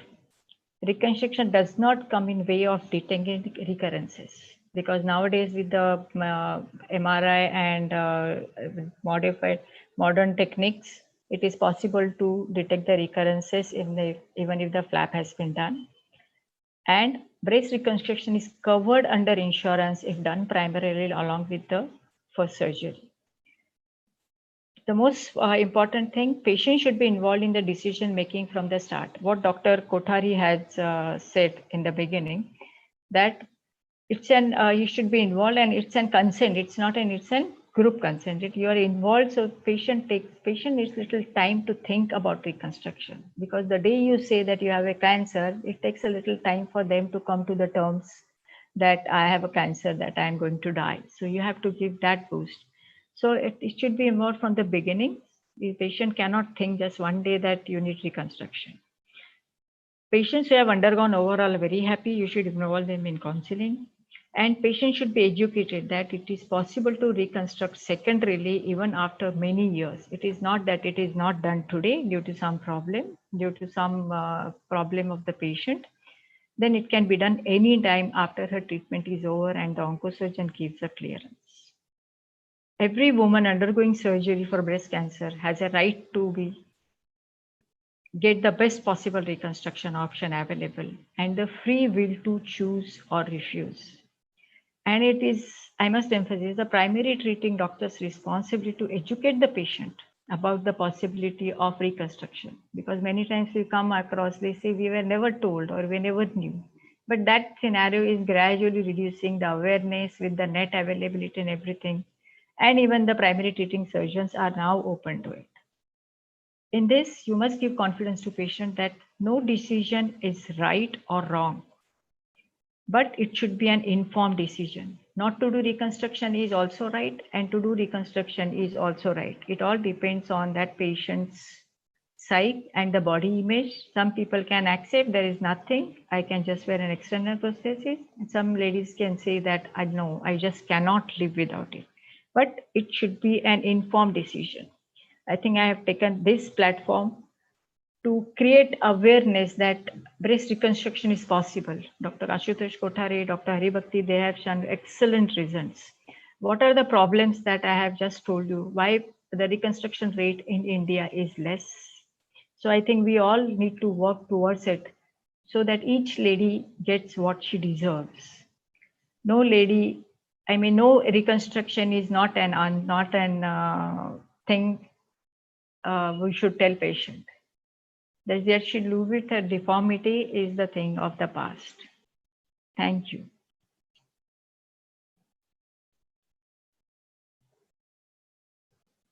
Prasad, any questions? Madam, we don't have any questions right now. Okay. Prasad, yeah, my video has stopped. Okay, fine. Let me introduce Dr. Prasad Dandekar. I'm sorry, I don't think my video is on, so I won't be seen, but I hope I'm heard. So next speaker is Dr. Prasad Dandekar, our radiotherapist, and uh, and I think we are all extremely excited about his topic because we are seeing really the benefits of this. And it all started in this COVID period, so it's a very timely talk. So Prasad, please share the experience with us. Thank you very much, Dr. Haribhakti. It's a pleasure to be here today, and thank you very much everyone who has joined. We had more than around 600 registrations, and we have around 200 people on the call right now as we speak. So I'm going to talk about is 20 equal to 5. As doctors, we are not very good at mathematics, are we? But I'm going to try and see if I can convince you if 20 is equal to 5. So talking about radiotherapy in breast cancers, it forms an important aspect of the overall treatment of breast cancer. And in patients who have undergone breast conservation surgery, all of them need radiotherapy. In patients who have had mastectomy, if they have axillary lymph nodes, more than 4, definite indication for radiotherapy. 1 to 3 nodes is a bit debatable. As an institutional policy, we follow giving radiotherapy. If the tumor is more than 5 centimeters or margins are positive or close, definite indication for radiotherapy there. So, sorry, I'm just going to start the laser pointer. Yeah. So radiotherapy definitely improves the local control as well as overall survival in patients with breast cancer. Now, conventionally, radiotherapy has been given up to a dose of 45 to 50 gray in around 25 fractions in breast conservation, along with boost of around 6 fractions, a total of 31 radiations over a period of 6 weeks or so. It all changed a few years ago, around 10, 12 years ago, when UK START-B trial results got published. This trial was started in 2003. It had around 2,200 patients, and it compared 50 gray in 25 fractions over 5 weeks with 40 gray in 15 fractions over 3 weeks. So, significant difference, 5 weeks versus 3 weeks. And what we find there, and there were 2 trials, START-A and START-B. I'm not getting into START-A trial, which was slightly different design. And we now are primarily following world over START-B trial results, where we compared 50 gray in 25 with 40 gray in 15 fractions. And both of them from loco-regional tumor control point of view, there was no difference. They were all, both the protocols were absolutely equal. There was no statistical difference. What was surprising in that was the late normal tissue effects, which we feared as radiation oncologists would be more with 40 gray in 15 fractions, were actually much less. So there was less breast shrinkage, there was less breast induration, edema, telangiectasia, and shoulder stiffness after the shorter course of radiation. And arm edema was again significantly lesser with shorter course than longer course. So around 10 years ago or so, most of us moved on from 25 fractions to 15 fractions. And we were mighty happy with it because it significantly reduced the amount of time the patient had to come to hospital. We need to remember one thing, that a significant number of women who undergo breast conservation surgery, not just in India, but even in the Western world, do not receive radiation because of logistical reasons. Either they stay too far away from the hospital, or they may not be fit enough to go over a period of 6 weeks to a hospital, or it may be just too difficult for them to manage. So here are patients who have undergone breast conservation and not receiving radiation, so receiving suboptimal treatment because of logistical reasons. So now I come to the Fast Forward trial, which got published recently. But before we jump onto that, I'll just talk about conventional fractionation, which is I talked about 2 gray per fraction, so 50 gray in 25 fractions. Then the 40 gray in 15 fractions is called as hypofractionated radiotherapy, where we are giving 2.67 gray per day. And now we are talking about ultra hypofractionation, where we are giving 26 gray in 5 fractions and around 5.2 gray per fraction. And these are all equivalent to 40 gray in 15 fractions. So UK Fast Forward study was started in 2011, and it was a miracle, and nothing short of a miracle, that it got published in April 2020. So I think around actually 30th March, I think it got published just at the peak of the COVID pandemic. It had around 4,000 patients, early breast cancers, 97 centers across UK, and they compared arm A was 40 Gray in 15 fractions, which was the START B trial, and arm B was 27 Gray in 5 fractions, and arm C was 26 Gray in 5 fractions. To the non-radiation oncologist in the group, you may wonder why is these two arms different, and there's only a difference of 1 Gray here and there, but these are significant differences because from radiobiology perspective, they are quite different, and that was visible in the results as well. So coming to the results of Fast Forward trial, when we compared these three protocols, there was absolute no difference when it compared to ipsilateral breast relapse. All the three protocols gave equal results. What was surprising again here was this was 5 years data. So there was absolutely no difference between giving radiation over 3 weeks to radiation over 1 week. And the 27 Gray in 5 fractions arm actually had more late toxicity.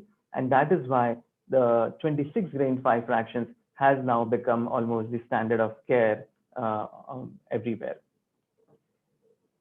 We at Sir H.N. Reliance Foundation Hospital are always trying to be at the helm of the technology as well as academics. So we were one of the first people in India to adapt to ultra hypofractionation protocol. In fact, we were the ones who organized the first ever webinar on this topic in collaboration with Tara Memorial Hospital in month of May. And that's how the whole thing started rolling for us as well. So I'm going to just share our experience with this ultra hypofractionation. This is the linear accelerator that we have. It's a state-of-the-art linear accelerator. And along with that, we have surface-guided radiotherapy, which I'm going to talk about a little later. So the patient is positioned on the couch and the machine sort of rotates around the patient while the patient is receiving treatment. This is the first 4 months of data. We had around 32 patients in first 4 months. And they were mainly early breast cancers and locally advanced cancers as well in this. And we had equal balance between right and left. We had 20 breast conservations, while mastectomies were 13 in this group. And some of them, or rather many of them, had received chemotherapy as well. So we had two groups. We had breast conservation group, which received 26 Gray in 5 fractions. And along with that, we gave a simultaneous electron boost of 6 Gray in 5 fractions to the tumor bed. And this was done along with, again, in collaboration with Tara Memorial Hospital, where we did some biological equivalent dose calculations and came up with this boost dose. And in post-mastectomy patients, we gave 26 Gray in 5 fractions, and we did not apply a bolus. In some patients, we earlier used to apply like a thin layer of a plastic material as a bolus to increase the skin dose, but here we don't do that. And in node positive patients, we treated supraclavicular fossa, and in few patients where internal mammary nodes were positive, we treated them as well. This is a typical picture of patients who's receiving radiotherapy to the right breast, where we contour the breast and treat with bilateral tangential portals. We also use what we call as multi-leaf collimators. These are lead blocks inside the machine to protect the lungs of the patient, so to protect dose received by lung and heart in these patients. In patients where we're giving supraclavicular fossa, we are again making sure that it is limited to the area that we want to treat, and it's not spreading to surrounding structures such as esophagus and pharynx. Right chest wall is also treated similarly. Here, the lung dose tends to be a little on the higher side, so we are even more careful and using the multi-leaf collimators again to block the lung dose for these patients. Now, left breast cancers are a little bit tricky, and I'm going to talk about them a little later. We'll come back to left breast cancers a little later. Coming to our data of the fast forward, or rather ultra hypofractionated, these are the parameters which UK fast forward study, these are the constraints as we call it, in which UK fast forward study had mandated. And the RFH, we managed to achieve all of them. And the most important was, of course, the heart and the lung. And at lung, we were at par, while at heart, we were actually much lesser than their recommendations. So it was quite safe to deliver this therapy. When we come to toxicities, the acute skin toxicities, at conclusion, almost hardly anybody had a toxicity. Only 4 or 5 patients developed grade 1 toxicity, which is basically just erythema of the skin. And over a period of 4 to 8 weeks, many patients had grade 1 toxicity, which is just erythema of the skin. Grade 3 toxicity was seen in 2 patients. And we found out what had happened in those 2 patients. And we sort of changed the protocol later. In 1 patient, this was one of the first patients we treated, we had applied the bolus in these patients. And that is why there was a more skin toxicity. And 1 patient had quite a large breast and an inframammary fold, which caused skin toxicity. So going forward, we stopped doing this for patients who have very large breasts, and also stopped applying the bolus for patients where we are treating chest wall. Dysphagia was almost not seen in any patients. Most of them had grade 0. Grade 1 was seen in few patients at 2 to 4 weeks. When we talk about pain because of radiation, again, it was almost not there. Mild pain was seen by few patients at 2 to 4 weeks. And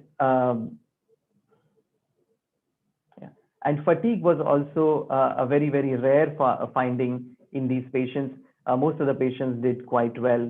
And at 2 to 4 weeks, some patients had grade 1 fatigue.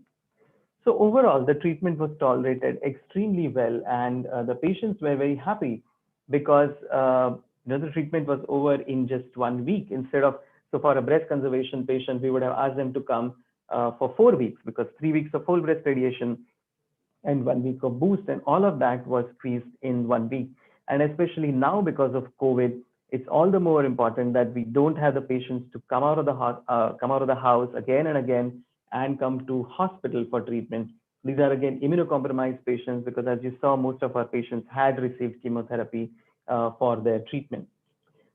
So moving on to, I just want to touch base upon deep inspiratory breath hold techniques, or DIBH, for left breast cancer patients, and why it is important and why we do it. You can see here, this is a patient who is being treated with free breathing technique, FB. And what is free breathing? Patient is lying down on the machine and breathing freely, and the radiation is being given. The problem with that is that a lot of heart receive radiation dose. Now here you can see there's a small dose of radiation going to heart, but when you look at volumetrically, it's quite significant dose, and this can cause significant problems for the patient. When you use DIBH, where we ask the patient to take a deep breath and hold their breath, the whole chest wall and the breath gets pushed away from the heart, and the dose received by heart goes down significantly. So in our hospital, as a policy, we have been doing DIBH for all our left breast cancer patients. During COVID, we had to take a little break because of logistical issues, but we are back on track again, and we are treating all left breast cancer patients with DIBH technique. And why we do that? There's a significant lifetime risk of ischemic heart disease in patients who undergo treatment with free breathing.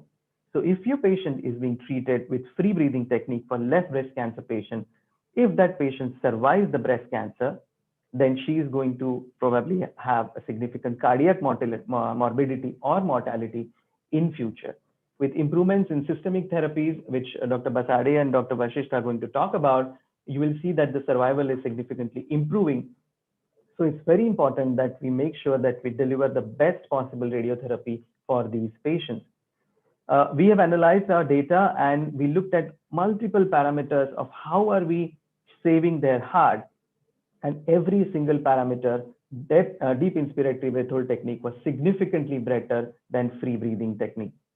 So we are helping our patients to make sure that they not only survive the breast cancer, but they live a long and happy, healthy, life free of cardiac problems. The LAD dose is also significantly lower, and this is with breast conservation patients, and similarly with chest wall patients or mastectomy patients. There's a significant benefit of doing DIBH in these patients for heart. So DIBH is not an option. It is a must for all left breast cancer patients, unless the patient is not able to hold the breath or some other complications, but it must be explored in all left breast cancer patients. Coming to the next thing, we are the pioneers of surface-guided radiotherapy in India, or SGRT. We are the first ones to start it, and we have huge experience in this regard. What we do in this is that when we are starting the patient's treatment, we do orthogonal imaging for the patient to make sure that we are giving the treatment to the exact area that we want to treat. But once you start the treatment, the patient is moving, the patient is breathing, patient may cough, patient may move. You have absolutely no control. Not only that, you don't know what is happening. Surface-guided radiotherapy controls the patient movement very tightly. So you can see these green bars here. We have set the limit here to 3 millimeter. If the patient is lying exactly in that window, only then the radiation beam will be enabled and the treatment will be delivered to the breast. If the patient takes a deep breath or moves or whatever movement that they may do, the beam will be withheld and the treatment will stop automatically. This is completely automated and seamless. Patient or the therapist don't have to do anything. And you would notice that the motion of the patient is tracked in 6 different dimensions. So it's not just a 1 dimension, 2 dimension. This is 6D treatment for our breast cancer patients. So a combination of short course radiotherapy, DIBH, and SGRT is what is going to improve the patient's overall experience. Now, the other important thing about SGRT is it's a completely tattoo-less radiotherapy. We are the only hospital in the country to offer patients tattoo-less radiotherapy. What do I mean by that? When we are treating the patients, planning the patients for radiotherapy, we have to make some markings on the patient's body. And so that those markings don't get washed away, almost all the hospitals in the country tattoo them with an ink. Now, in breast cancer patients, the problem is that the uppermost tattoo comes here, which means you can't wear any clothes where your neck will be visible. And it's a constant reminder for the patient that you have undergone breast cancer treatment. So we offer tattoo-less radiotherapy, and the patient will have no problems going forward. So we have to take care of acute skin toxicity, skin care, topical steroid creams, anesthetic syrup for patients who undergo supraclavicular therapy, and a rigorous follow-up to manage radiation toxicities. We also looked at quality of life of the patient. And to our surprise, the quality of life of patients with breast cancer actually improved during the course of radiotherapy, and thanks to OncoRehab, where patients underwent rehabilitation therapy, where in spite of radiotherapy, their quality of life improved. And in rehab, we had physiotherapy, counseling, yoga, and dietary support to these patients. So is 20 equal to 5? Yes, it is, but only if we are offering LINAC-based radiotherapy, where we are doing CT-based planning, where we are doing contouring properly, we are doing detailed planning using DIBH and SGRT, and there is a proper rehabilitation services in place.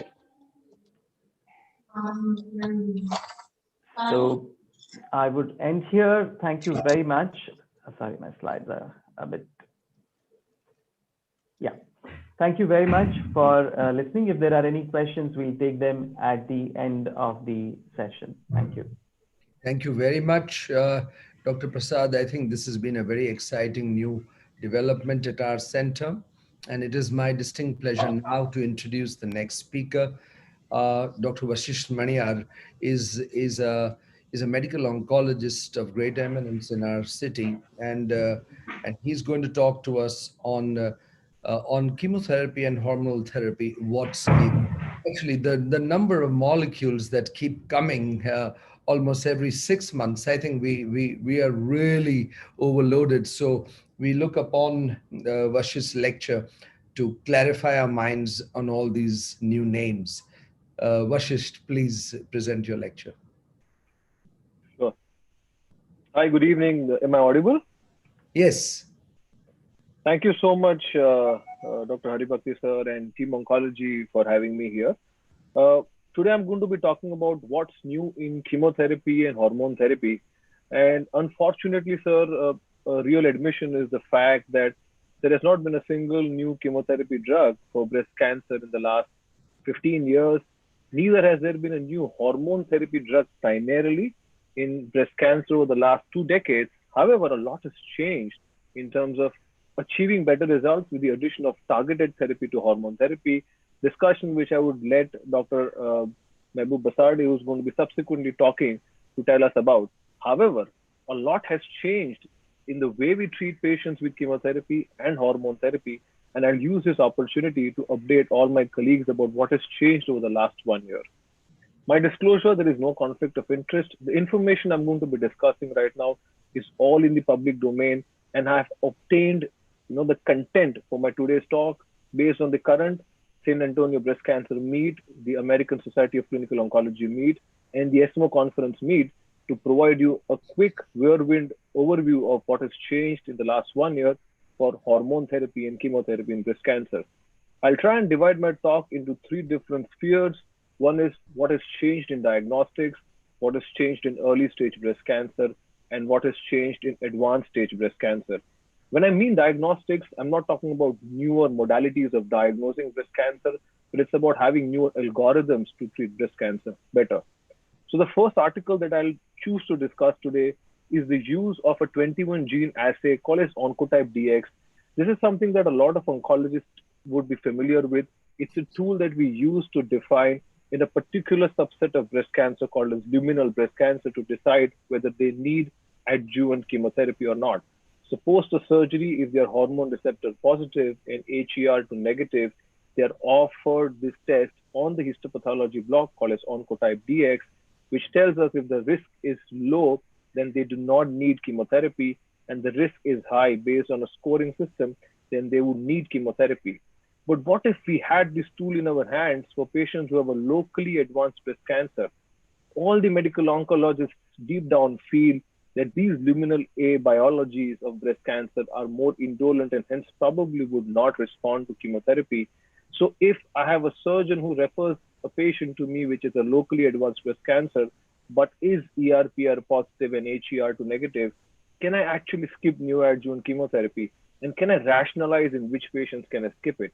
Yes, now with this data, what they did was they analyzed 122 consecutive patients with luminal A breast cancer, which were referred to a medical oncologist for a neoadjuvant chemotherapy.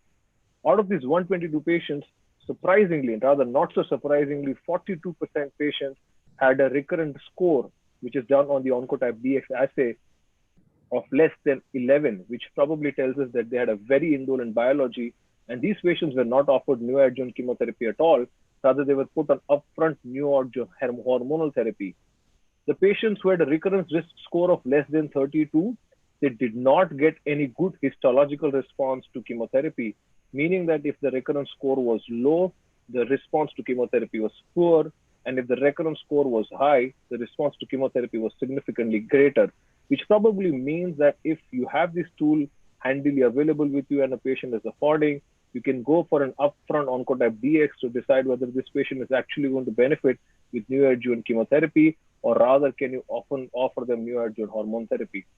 Another very interesting article, which I believe is more of research oriented, but probably is going to really satisfy a huge unmet need, was published, in which probably tells us, can we identify. So we all know that for all triple negative breast cancers, the standard treatment is to offer them upfront neoadjuvant chemotherapy with the intention to not only downsize the tumor, but also try and address the micrometastasis. Do we always succeed? The answer is no. There are these subset of triple negative breast cancer patients who progress while they're on neoadjuvant chemotherapy, and then there is very little that we can offer. So is there something that we can do at baseline to try and identify these subset of patients by which we can probably not offer them neoadjuvant chemotherapy because they're probably going to do not so well, rather go for an early surgery, or straight away try and provide them a genomic-based approach because they have a tumor which is less likely to respond to chemotherapy. So this study actually looked at blood-derived liquid biopsy biomarkers and found out that if you have an IDO1 overexpression or an EMDSC, which stands for actually myeloid dysplastic stem cells, if these expressions were more prominent, it formed a type of an immunosuppressive genetic signature, which probably told us that these are the patients who are not going to respond to chemotherapy. The intention of this hypothesis that we're trying to generate is, at baseline, can we have predictive tools which can tell us which patients are going to respond and which patients are not going to respond to neoadjuvant chemotherapy, and hence help us define the treatment upfront before we even offer them. Another very interesting article that I came across in Journal of Clinical Oncology was again a pain point which a lot of medical oncologists face. If you have an elderly patient who's about 65 to 75 years of age, but has early stage breast cancer which deserves chemotherapy, can I have a tool which helps me predict which of these patients are not going to tolerate chemotherapy well? Very interesting article, which is now called as the CAR-GBC score, which is the Cancer and Aging Research Group Breast Score. So they used about 473 patients, out of which they realized that about half of these patients developed significant chemotherapy toxicities. They divided the patient into 3 risk groups: low risk group, intermediate risk group, and high risk group. And they created 8 independent predictors, of which anthracycline use was given 1 point, stage 2 and 3 was given 3 points, a planned treatment duration of more than 3 months was 4 points, a baseline abnormal liver function test was 3 points, a baseline low hemoglobin was 3 points, history of recent falls. How often do we ask our patient before starting chemotherapy that have you had recent falls? That was given 4 points. Limited walking was given 3 points, and lack of social support was given 3 points. So at baseline, these patients were divided into low, intermediate, and high risk group, which told us that if you divide these patients, if you're into a low risk group, the risk of having a significant chemotherapy toxicity is 19% only for a low risk group patient. It is 54% for an intermediate risk group patient and 87% for a high risk group patient. So this, I think, is extremely important, because if I have a patient who is into high risk group, I probably will not offer them the entire anthracycline taxane-based therapy, because I would not be able to finish their treatment within 3 months, and probably put them on a single agent weekly regime. And if I can predict which patients are not going to tolerate chemotherapy well, can I really decrease the quantum of treatment baseline so as to avoid them experiencing a very poor quality life at the end of the chemotherapy? So I believe a very interesting article when it came to diagnostics. What has changed in the last a year or so when it comes to early stage breast cancer? Again, very, very interesting article, which probably I believe is path breaking, is an article published in the JCEO as recent as about 3 months back, which is the Monarch E trial, which uses abemaciclib, which is a cyclin-dependent 4/6 inhibitor, combined with endocrine therapy for adjuvant treatment of hormone receptor positive, HER2 negative, node positive, high risk early breast cancer. So this is one particular group of patients which are hormone receptor positive, HER2 negative, and node positive, that every medical oncologist, or rather any oncologist, is always worried that they would relapse sooner than later. And unfortunately, till recently, we had nothing more to offer apart from standard chemotherapy, radiation, post the surgery, and put them on hormone therapy.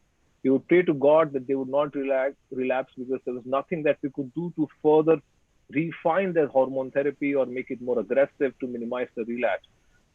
This is a positive trial with more than 5,000 patients being enrolled, where they added abemaciclib to the standard aromatase inhibitors like letrozole and anastrozole. The abemaciclib was added for 2 years, which gave an invasive disease-free survival benefit of 4% at 2 years. These specifically included patients who had more than 4 nodes. If they had less than 4 nodes, they would either have a tumor size of more than 5 centimeters, a higher grade of tumors, or a Ki-67 index of more than 20%. So this was the first positive trial in the adjuvant setting for the cyclin-dependent kinase inhibitor. But all is not so rosy. Its friend, palbociclib, with a much wider database when it comes to metastatic breast cancer, failed to clear the hurdle when it came to adjuvant setting. That was the large PALACE trial, more than 5,000 patients again. But combining palbociclib with adjuvant endocrine therapy in early breast cancer failed to show an invasive disease-free survival benefit. So the only drug as of now which is approved for addition in hormone therapy in the adjuvant setting for high-risk patients is abemaciclib. Another very interesting trial, something that we probably can do in our clinics on Monday morning for early stage breast cancer, is the trial called as the SYS-UCC001. It's a randomized control trial of using low dose capecitabine maintenance for about 1 year in early stage triple negative breast cancer. Remember, the data that we have, the oncologists would know, is based on a trial called as the CREATE-X trial, which looked at if you did not achieve a pathological complete response, they would be offered capecitabine maintenance. But here, all patients, 434 of these with early stage triple negative breast cancer, received the standard treatment, adjuvant chemotherapy, were given low dose capecitabine maintenance, which is 625 milligram meter square twice a day for a period of 1 year versus observation.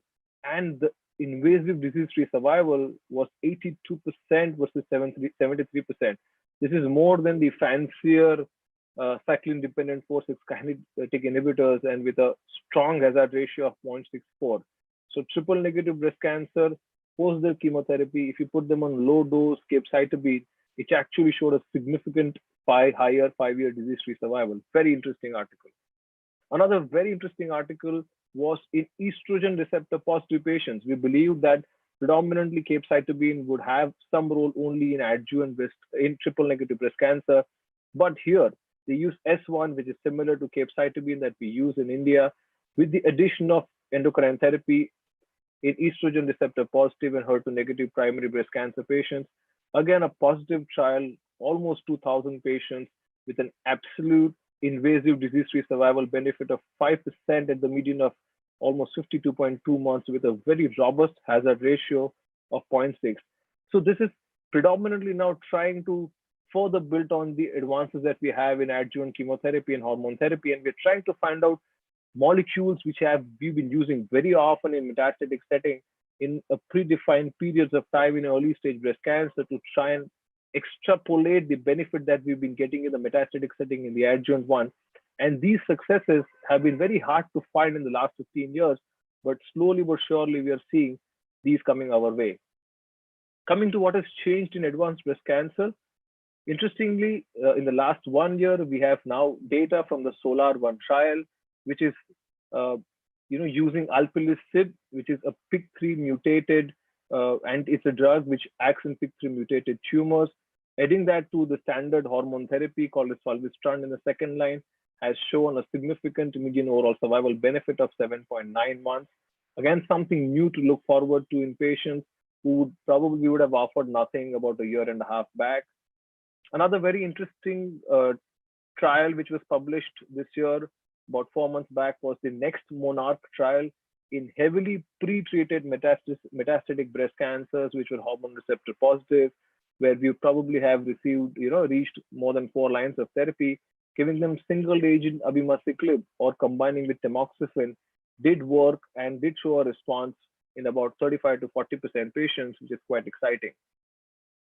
Last but not the least, when it came to advanced breast cancer, finally a new chemotherapy drug, something that hasn't happened in the last 15 years, a drug which we have been using of late for advanced prostate cancer seems to have a reasonably robust response rate of 22% in heavily pretreated HER2 negative metastatic breast cancer. This is based on the HECOG trial, which looked at patients treated with multiple lines being offered cabazitaxel. However, the pain point of this drug, as all oncologists would know, is the risk of febrile neutropenia, which can be as high as about 20%. But finally, we have a new drug beyond what we've been using in metastatic CA breast. This is my last data which I would want to share with you, because this is one data that I've been thinking about for the last 6 months since the time I've read this article. It was published, in May 2020, and it's a slide which I think all oncologists, specifically medical oncologists, should use for introspection, which looked at, are we using chemotherapy excessively near the end of life in patients with metastatic CA breast? And to my surprise, 46.5% of patients had received chemotherapy in the last month of their life. We need to answer ourselves that, are we really treating the disease here, or are we treating the patient?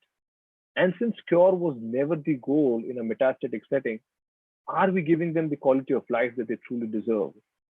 Isn't the last month of one's life meant to make amends, sort out their finances, sort out their social commitments, sort out so many other unaddressed areas of life, and not visit a medical oncologist and take chemotherapy?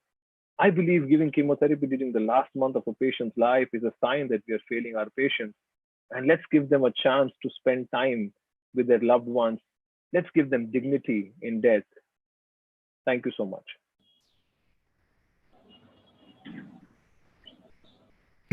Thank you so much, Vashish. I think that was a brilliant lecture. I for one learned a lot, and I can actually relate to the latter part of it very closely. I think I agree with you completely that when we start jumping up and down with a survival advantage of 6 weeks or 4 weeks, uh, and don't ask at what cost, I think we are failing in our duties. So I totally agree with you, and thank you very much for your thoughts. I think it was a brilliant lecture, and we'll move on to the next one because we want to stay right on time, and we'll take the question and answers later. Let me quickly see if there's anything here. No, nothing relating to your lecture. So we can move on to the next lecture, and that is by our colleague Dr. Mehboob Basade, again a senior and an excellent medical oncologist who will talk to us on genomics and targeted therapies in breast cancer.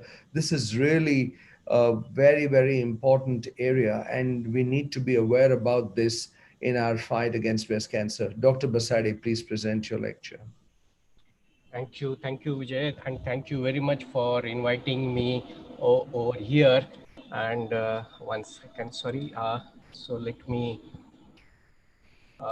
Can you see my slides? Yeah, but put it on the presentation. Yeah, I will just go to the first one and put it in here. There. Yeah. And thank you very much for giving me the topic of genomics and target therapies in the breast cancer, and how there have been they have impacted the treatment of breast cancer in our day-to-day practice. So let me start with the two case studies as such. So here is a postmenopausal 53-year woman with 1.8 centimeter invasive duct carcinoma, ERPR positive, HER2 negative, histological grade 2, lymph nodes are negative, and general health is good. And a node is negative. So basically it's a postmenopausal node negative breast cancer. So the current clinical pathological risk profile wise, this patient is in a low risk group. And at exactly opposite to that is another patient who is a 35-year-old premenopausal, 3 centimeter, again high grade but strong ERPR positive and HER2 negative, and lymph nodes are negative. So clinico-pathologically, this patient goes into the high risk. So what's happening in these two patients? We will come to know that. Does it hold true that all these two patients will, the patient with a high clinical risk will not do well as compared to the patient with the low risk group? Does it hold true in the today's era when we have all the data which is coming out with the genomics in place? So as this is an old data of the tumor size and the histological grade and how the survival has been impacted over a 20 years period of time, but things are changing now. So what I would suggest, what I would share with you, what are new changes which are happening. And I always present this slide because this was a golden era for the medical oncologist, and NIH came with the consensus statement that any tumor more than 1 centimeter, irrespective nodal, menopausal status, hormonal status, should receive an adjuvant chemotherapy for the breast cancer patient. That was in year 2000. And now we in 2020, I would say that almost 90% of these patients would disappear from our clinic.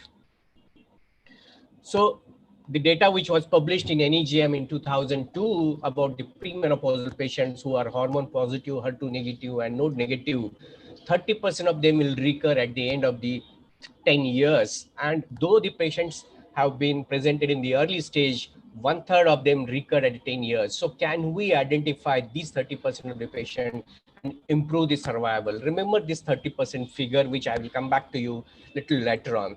So to identify the right patient for the right treatment is very important. And how to do that? Apart from clinical-pathological risk profile, what we just saw, there are few genomic assays which have been approved by FDA, and Oncotype DS, Prosigna, and Mamaprint. These are the three which are more commonly used in US as well as in Europe. And we have all these facilities also available in India for such patients. And the data was based on the NSABP B20.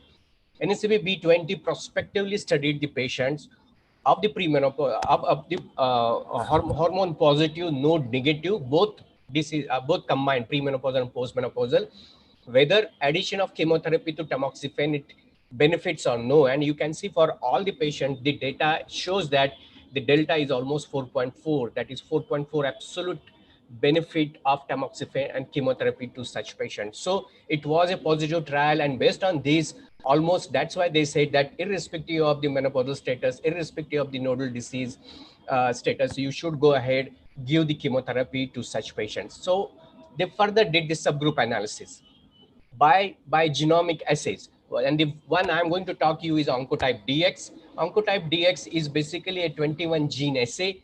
Out of that, 16 genes are related to the cancer and 5 genes are related, they are actually housekeeping genes. It's a ratio of all these things, and that gives a score that is called as a recurrence score or RS score. And if the RS score is less than 18, such patients who had tamoxifen and chemotherapy, there was no benefit of chemotherapy.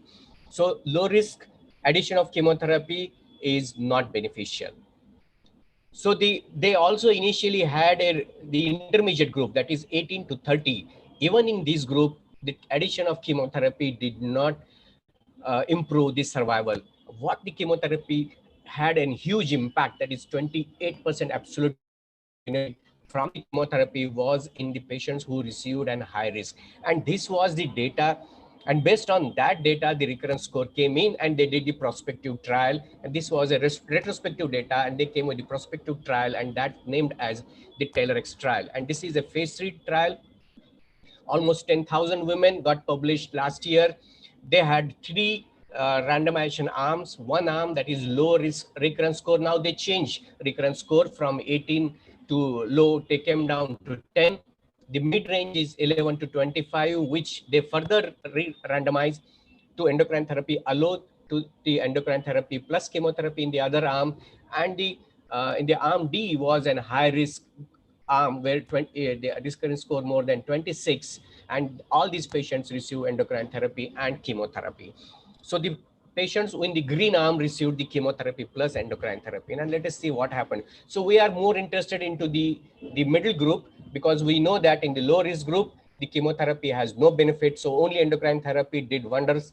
In the high risk group, everybody required the chemotherapy. It is the intermediate group where the trial was more focused on. And what they found that at the end of the 9 years of follow-up, the primary endpoint was invasive disease-free survival was exactly same if the patients received chemotherapy plus endocrine therapy or the endocrine therapy alone.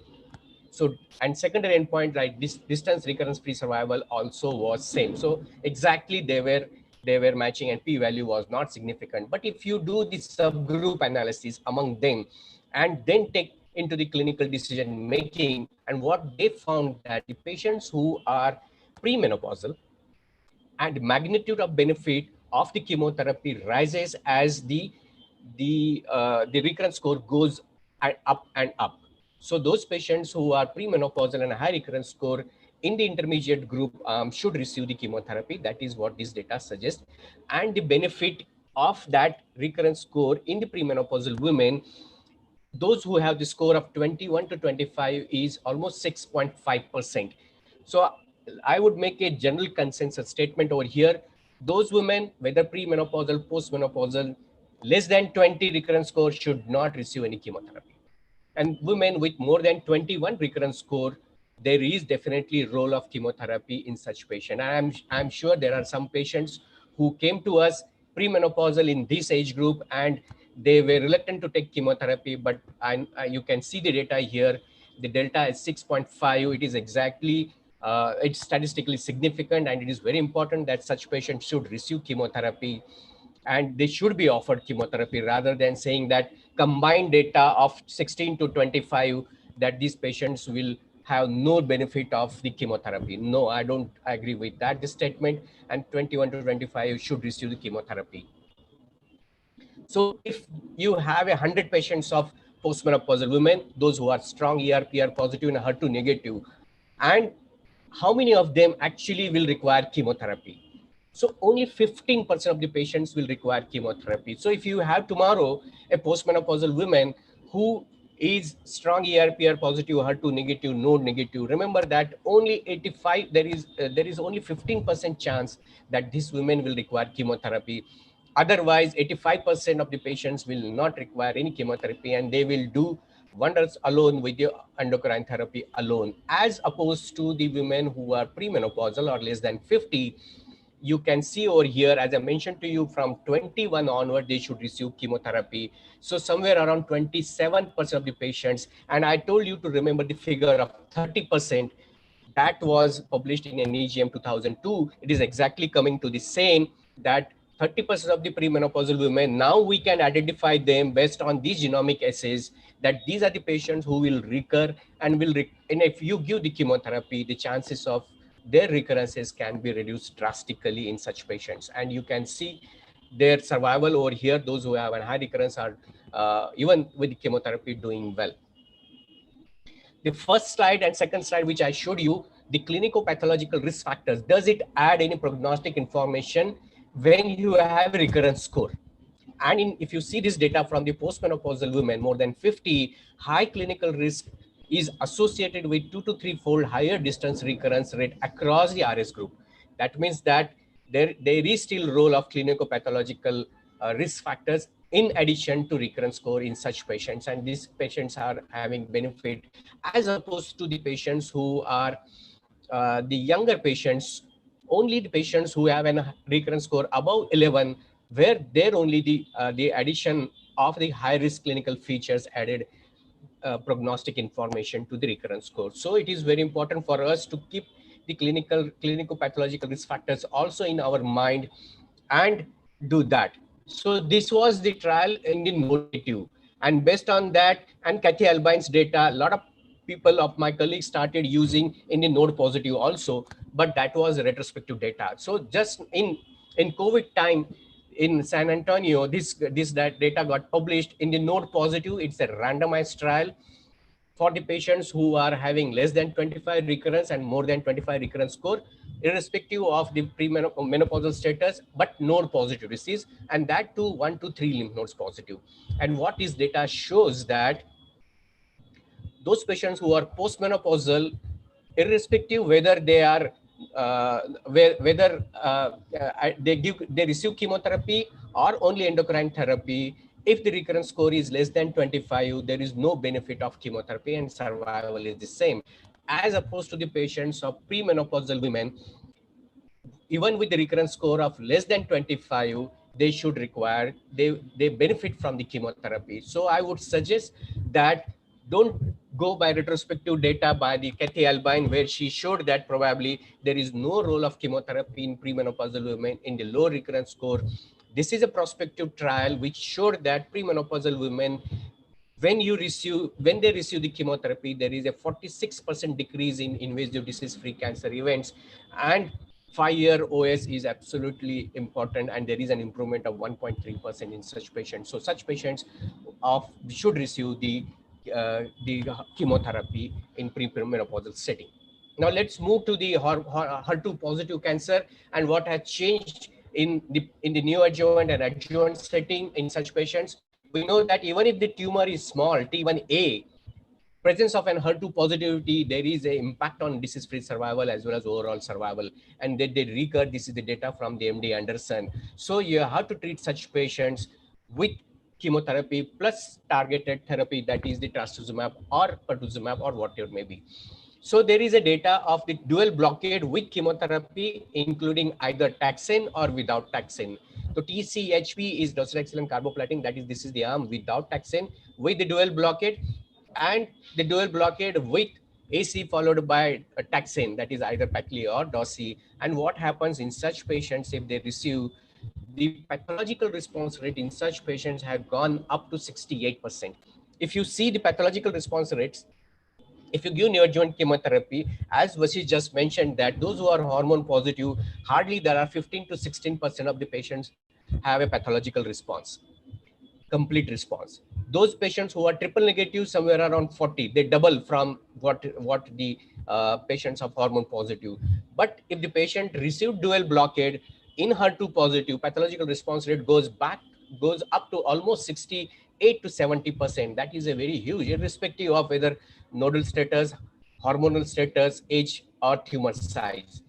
That's why it is very important that all the triple negative and the HER2 positive patients should receive the neoadjuvant chemotherapy, because in adjuvant setting there is something addition to for such patients if there is no pathological response achieved at the end after the surgery we found. So in adjuvant setting, can you use the two drugs, pertuzumab and trastuzumab, with chemotherapy? And Affinity is the trial which got published, which showed that in the node positive, at the end of the 5 years, there is absolute benefit of almost 4%, and only this cohort of the patient should receive dual blockade, that is trastuzumab and the pertuzumab, while node negative patients should not be given any dual blockade. They are fine with the alone trastuzumab also. All the time the question is to come in my mind that, are we saying that the impact of ER also positivity lasts only for 5 years? Are we saying that impact of the HER2 positivity lasts only for 1 year? So what happens if we give beyond 1 year? So beyond 1 year, there is called as EXTEND trial, which has come in, where they have given the neratinib for a period of 1 year after the completion of 1 year of trastuzumab. And what it showed that, interestingly, the patients who are hormone positive did better. Hazard ratio is 0.60.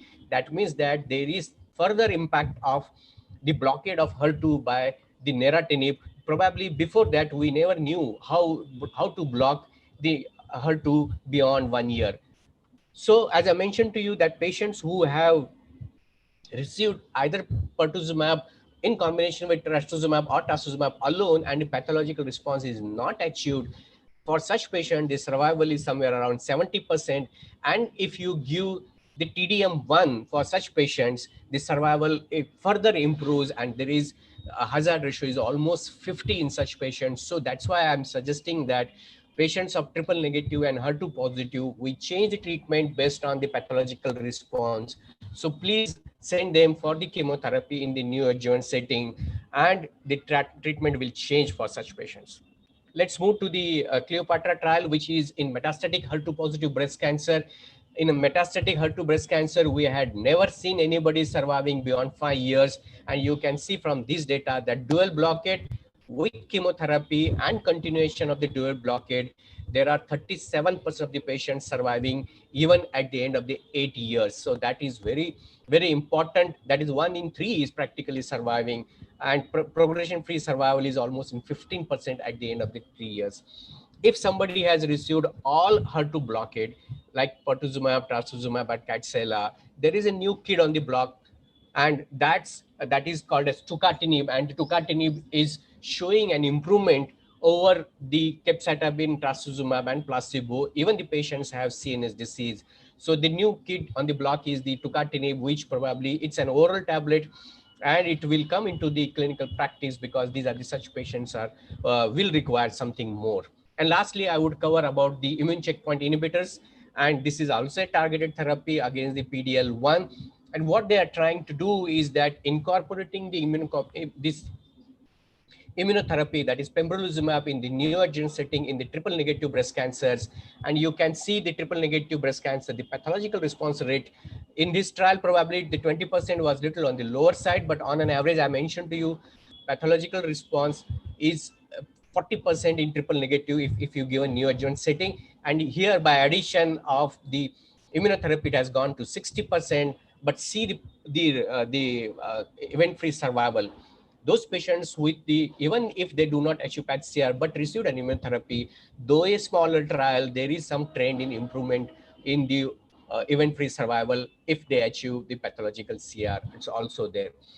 The another one trial which they did the addition of carboplatin to paclitaxel and the AC and then pembrolizumab, the improvement in the pathological CR was almost 14%. And if the patients had PD-L1 high, it is coming close to 70% of the patients. Getting on this encouragement of from this data, you can see the survival is also excellent at the end of the 18 months. People are trying to do something new. So is there any role of an adjuvant AI immunotherapy for such patients?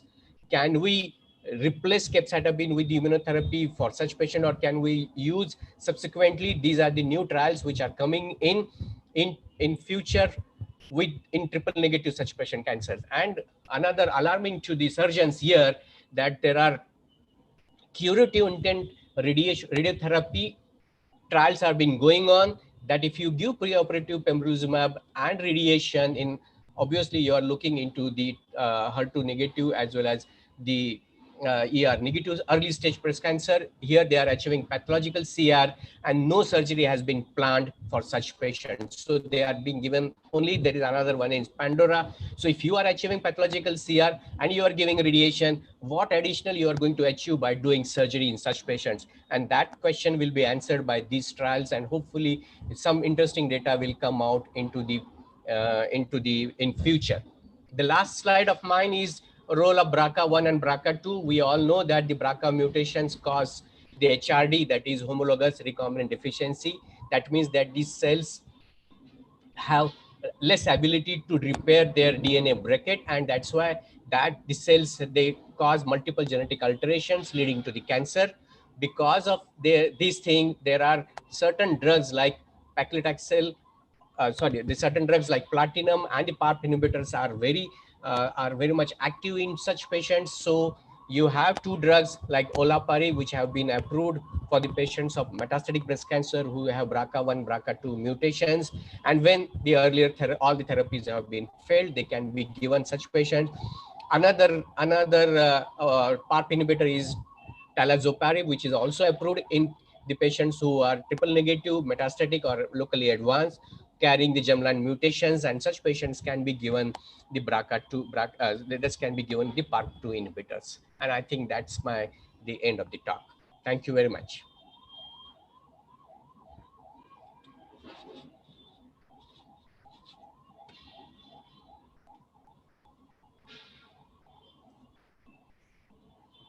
Prasad? Yes, sir. Yeah. Dr. Hari Bhakti. Any questions are there? I finished in little early before time. So I don't see any specific questions, but there is a question for you to guide us about Oncotype DX panel. Is it available in US or are we doing it at RFH also? No, this test has been done centrally only at US. There is a franchisee in India and they carry the samples from here and send the sample to US and they do it there. So anybody can send from anywhere across the world.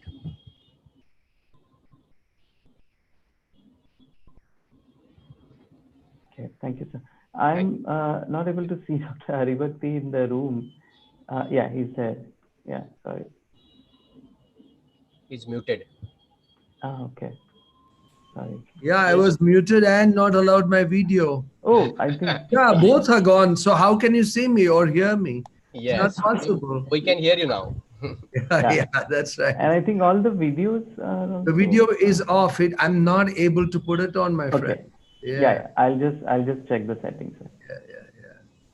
So anyway, thanks, Mehboob. I think that was quite a remarkable series of lectures. A lot of learning for everyone, I hope. And I still see 140 people holding on. So let's try to make it a little quick and rapid fire. We are going to have an issue-based panel discussion, and can you please allow me to start? Yes, sir. Yeah.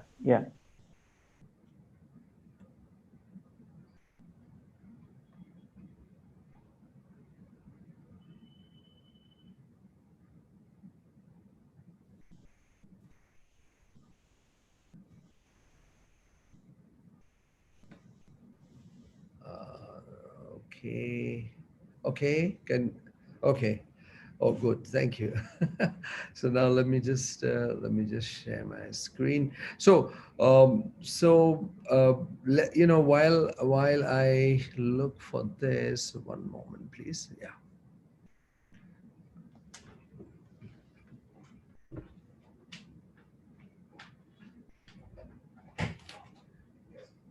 I want to find my file. Do you know how to do this? See, because I don't want to come out of this, and it's on the desktop only. So yeah, let me mute it.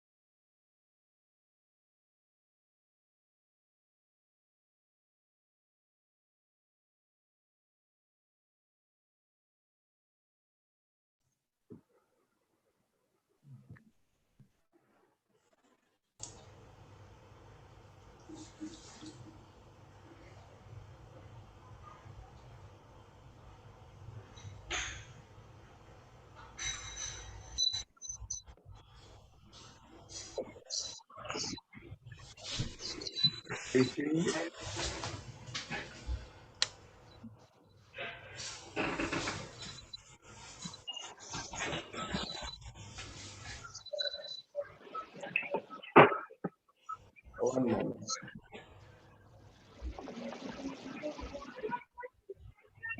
Yeah, I'm changing, but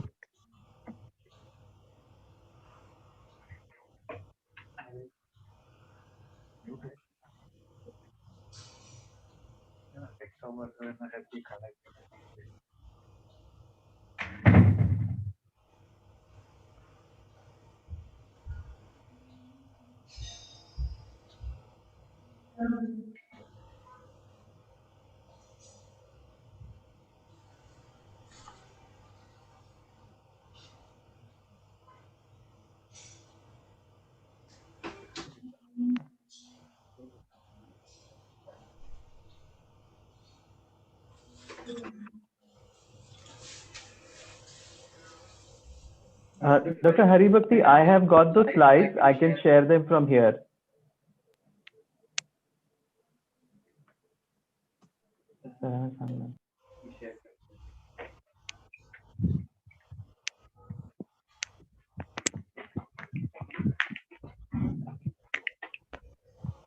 Dr. Haribhakti, I have started sharing the slides. Dr. Dandekar is sharing the slides. yeah, one moment. Why am I not able to see?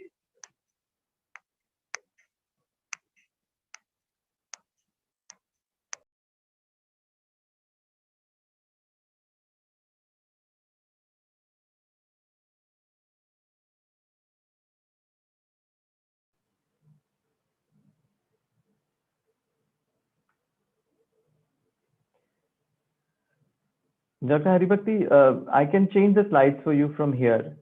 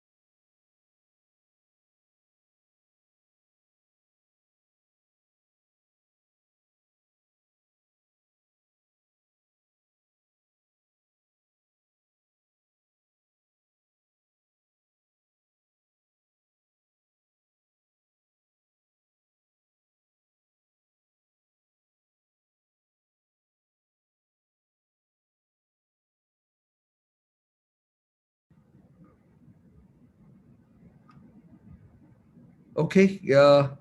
Am I being heard, Prasad? Yeah. Hello. Yeah. Can you hear me? Yes, sir. Yes, sir. We are able to hear you. Okay.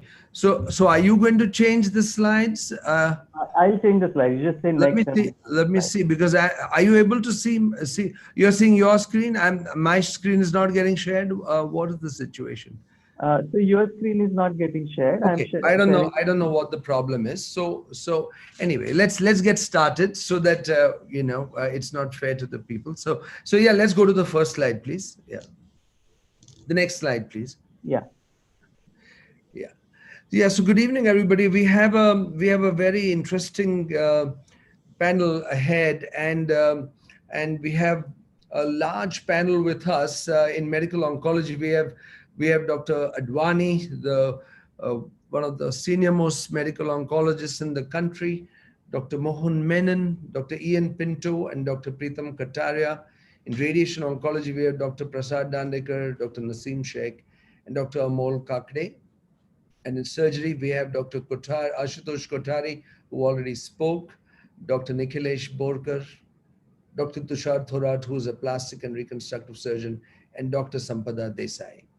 So without much ado, I'll get on to the panel. And the way I would like it to be done is, I would request all panelists to keep their answers very short and kind of snappy, because there are numerous issues, and I wish we can cover all these slides, because that will be immensely helpful for all the participants. So if you can get to the next slide, the first issue, because we are talking about minimizing morbidity, and so a very important thing is early diagnosis, and for that, screening. So let's take screening, and the questions I want to know I want to have answered from the panels are: what are the true evidence-based benefits of screening mammography, or population-based? Is there anyone who would like to summarize the advantages of screening mammography? How do I see I'm not seeing any of the panelists, so I'm not sure how this works. I'm asking all the panelists to unmute themselves, but I think we are having a bit of a glitch here. Because even I couldn't unmute myself for the long. I'm just going to stop sharing for a minute and come back to this. Just give me a. Yeah. I was just able to unmute. Yeah. Okay. Yeah. So screening mammography, if we do 1,000 mammograms, 1,000 patient screen, then we detect one breast cancer. So that's around what the evidence says. So to save one life, you have to do 1,000 screening mammograms. Not detected. I mean, one life is saved for 1,000 mammograms that we do. Dr. Kothari, any difference? So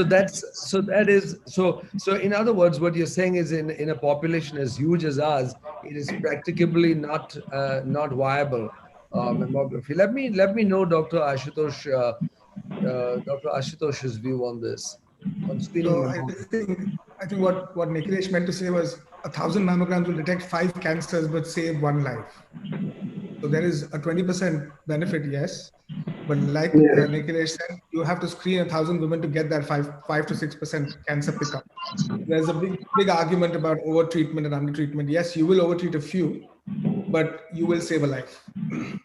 So what is the other advantage which I found is that they detect early cancers in UK, while we see more of advanced cancer. So the amount of treatment to get the cure rates is much more of what we give here. There, most of the patients used to be breast conservation. Yes, we are still doing mastectomy. That's right. We diagnose them advanced. So I think we need to. What are the messages? Can I put one message? So this is Ian here. Yeah. Is that the idea of the screening is to find early cancers, and when we find early cancers, we know our 5-year survival is close to 100%. Comes very close to it. And as we find later cancers, that drops down almost to 25% in 5-year survivals in advanced cancers. So especially in our country, in India, where most of our cases are diagnosed stage 2 or stage 3, the goal should be on pushing for screening mammographies to pick this up earlier in asymptomatic early breast cancers. At this moment, our guidelines in India don't include mammography, which I think is an error, and we should probably try to incorporate mammography more here. That's what my thinking. Anybody else? Would anybody else want to say a word about mammography? So what is the message we should be sending out to everybody? If if we have a variety of, we have supposing we have family physicians listening to us, should we say that we should advocate uh, mammography, or should we say it should be selective based on family history, or what should we say in terms of advising screening mammography in our country? I think the basics should be, Vijay, in a country like India, where you're not going to get a mass population-based screening program sheerly due to volume of 1.37 billion people. Let's say half of them are women. You're never going to get a population-based screening program of any good quality. So I think the message to GP should be that women should be encouraged to practice breast self-examination. They should be taught how to do breast self-examination. If they have symptoms, they should report early. And the women who can afford it after the age of 40 should definitely have, as Ian said, there is no harm in criticizing mammography because early detection is going to save lives. So women who want to self-refer should be given the opportunity to self-refer to screening centers. The problem that the TMH has always raised, and it's a very credible problem, is that cancers are picked up in younger women in India a decade earlier than they're picked up in the West. And so the argument is that the breast will be denser and so will not be picked up. But I think that theory has to be tested. Well, I think I agree with you. I mean, I mean, if we can only reduce the free. I mean, in America, it is once every year. I think over here, if we do not have any risk factors, we can at least start at say 40 and make it once in 2 years or once in 3 years, and maybe promulgate that as the standard for those who can afford to go for it. Would that sound reasonable? Can I say 3 years in the NHS? Yes, sir. Yes, sir, Dr. Advani. Yeah. Yeah, I think the most important thing which has been observed and now reported is that between the age group of 40 to 50, there's no advantage. What 50 to 70 is advantage. After 70, again, there's no advantage of doing mammography. So I think we have to limit the mammography only to those 20 years, 50 to 75, where it will show some benefit. In our country, but we are seeing them earlier. So any views on that, anyone? Because we are seeing our patients. So should we indeed start slightly earlier than 50 is the question. Because I think if we have to give out a message to everybody, what should we be saying? And that is the purpose of putting it as an issue, because it is something we don't have clarity about. So should we say? Dr. Harimukti, can I say something? Yes. Yeah. While it's certainly laudable to build a program towards early screening, we also have to put a bunch of other things in place, which is just picking up people early is not good enough. You also have to be able to take care of these folks. That is, you have to have shorter waiting periods to get these people through surgery. The process of mammography there is a subjective component to it. It's not only, you just have these people get mammograms. They have to be interpreted appropriately. Even though, you can have a fair amount of objectivity through the computer-aided programs, it's important that all these other things also fall into place. Oh, yeah. Because, what has been shown in a bunch of previous studies is that the moment you start doing mammograms, what ends up happening is that you have the surge of cases. So how are you going to handle that surge of cases? So that has to be thought of before you institute. Okay, so let's say, I mean, for the urban women, let's restrict it, because I'm not getting consensus from everyone, but let's say urban women reporting to major hospitals. do we as a major hospital promulgate mammography? My feeling is yes, we should encourage women to go for screening mammography. And I think because that's the only way we'll catch them really early, and is the only way we'll improve upon our results. Would there be agreement? I would agree, sir. Yeah. So And sir, also what Ashutosh mentioned about opportunistic screening, I think that is where this comes in. That if an urban woman where the incidence of breast cancer is much higher in India, is coming to hospital for some other indication, we get her mammogram done along with her usual the screening. executive health At least check, we that would do be it. helpful. Yes, that's right. So I think I mean that would be the message really, that yes, there are many ifs and buts about this, but all said and done, doing screening mammography does save lives, and it should be promoted um, when it is possible, and when it can be followed up with appropriate care. I think that would take into account Dr. Mohan Menon's suggestion also. So let's move on to the slide again, Prasad, please. Yeah, I'm sorry because you've got to do this for me. I don't know what the problem is. Yeah. Um, no. Well, we are still on issue 1. I'm sorry. Yeah. No, we are. Yeah, that's right. So the next one, because Dr. Kothari mentioned it also, Ashutosh, you said breast self-examination. I think this is again an area of where not everybody agrees. In fact, there are clear papers from the Lancet as well as from the New England Journal which say that breast self-examination per se does not save lives. So what is the panel feel on breast self-examination? I think it's a very important uh, message to go out to the world. How much does it really help? I feel it does not, should not be recommended as a screening method because nowhere a survival advantage has been seen with breast self-examination. But wherever the breast self-examination is carried out, the awareness among the female is much more where they do self-examination. And it has to be taught correctly. Someone has to guide them how to do a breast self-examination to detect plaques. Because many times it leads to over-diagnosis, unnecessary Yes, biopsy. absolutely. So that's the query. The important thing that I'm hearing from I would you. still recommend to make them aware of the law.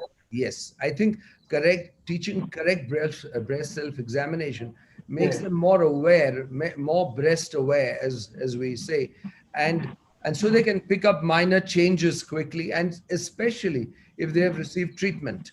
So I think it is the main catch here is not just advocating it, but making sure that it is taught correctly. Would everybody kind of agree to that? Sir, can I say one thing? Yeah. Yes, sir. So in a country like ours, where majority of the patients are not detected by mammography, but based on the symptom-based approach, where the patient comes with a lump, I think breast self-examination makes an important point in a country like ours. So I think it's one of the important part of screening method, and it should be properly advised to all the people as a part of awareness. Well, yeah, there are going to be many people who don't really agree to that because but yes, I think if it can be taught correctly, it has its value. So I think as a full panel statement, we should say that yes, breast self-examination has merit, but it cannot replace mammography. Would everybody agree to that? Yes, sir. Yeah. Yeah. Yes. And what about clinical breast examination by an expert? Would that how would that figure? Because I know TMH carried out a study of clinical breast exam versus breast self-examination and found the latter found clinical breast exam to be superior. So what do we need? What do we have to say about that?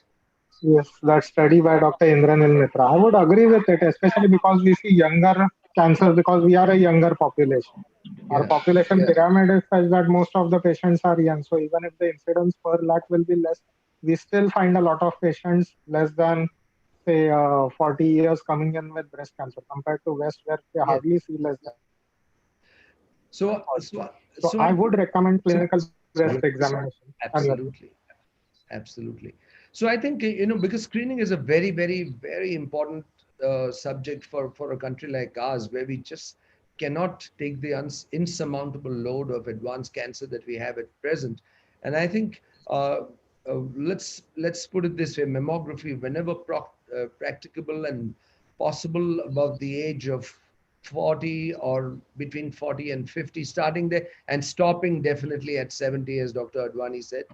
Breast self-examination should be taught correctly, and clinical breast exam should be definitely encouraged in all patients. So I think in general, in executive health checks, we should have a good clinical breast examination in addition to mammography. Would everyone agree? Then we can move on to the next issue. Yes, sir. There is one question on the panel. Niramai-based AI thermal imaging as a screening modality. As far as I am aware, it is not a recommended screening method. No, If anyone else can elaborate. No. Because I also received on WhatsApp whether this is a good screening method. I keep telling people it is not. Thermal imaging has not come in because of the amount of false positives and the misses is very high. In mammography also we will miss around 20-25% of the cancer. So the thermal imaging will have more misses and false sense of that we don't have cancer. So I wouldn't recommend it. Any other person has experience can come. We tried thermal imaging or digital tomography way back in 2001 at Guy's Hospital. And in 2001 December we stopped doing it because, as Nikhilesh rightly points out, when you compare it to something which is conventional, there is a lot of false negatives. So patients are falsely assured that everything is okay. Yeah. So can I bring up a point of getting ultrasounds and mammograms done at the same time? And it's widespread practice, and I feel it adds value. I just wanted to see if others had anything more to say.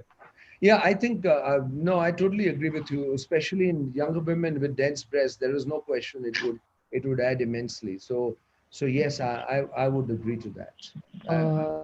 So I wanted to add a point. Hello. Yeah.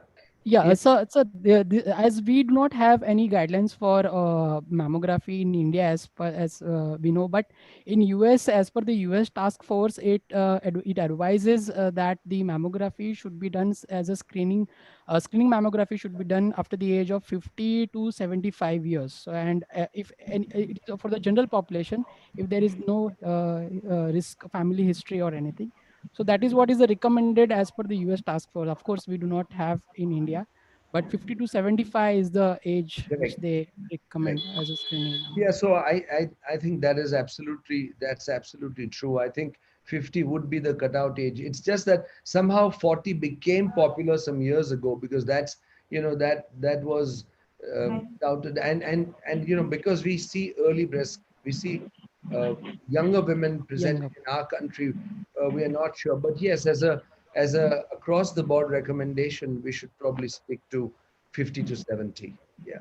Yeah, UK does 47 to 74 every 3 yearly. I would be skeptical about doing every 3 yearly. I would recommend 2 yearly.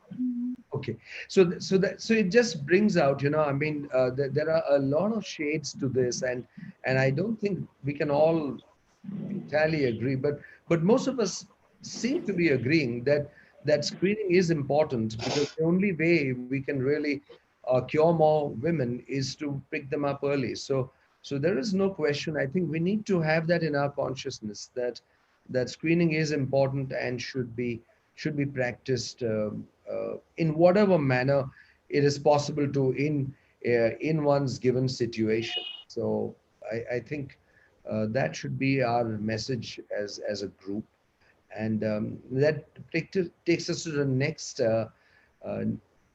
issue, which is early diagnosis. So this is kind of again reiterating what Dr. Menon said, that mammography may not pick up many, so you do an ultrasound. Ultrasound may not, so can you do MRI? So you have cancers that may not be picked up by any, which you may be able to pick up on a PET only when a patient presents with metastatic disease. So, but I think what we have to tell people is that these are the various ways in which we can pick up. But what would be your overall loud and clear message to people? Today we find patients coming in with all these tests. I see almost every woman with early breast cancer coming in with a PET scan. So that's why I put this slide up. I want to know.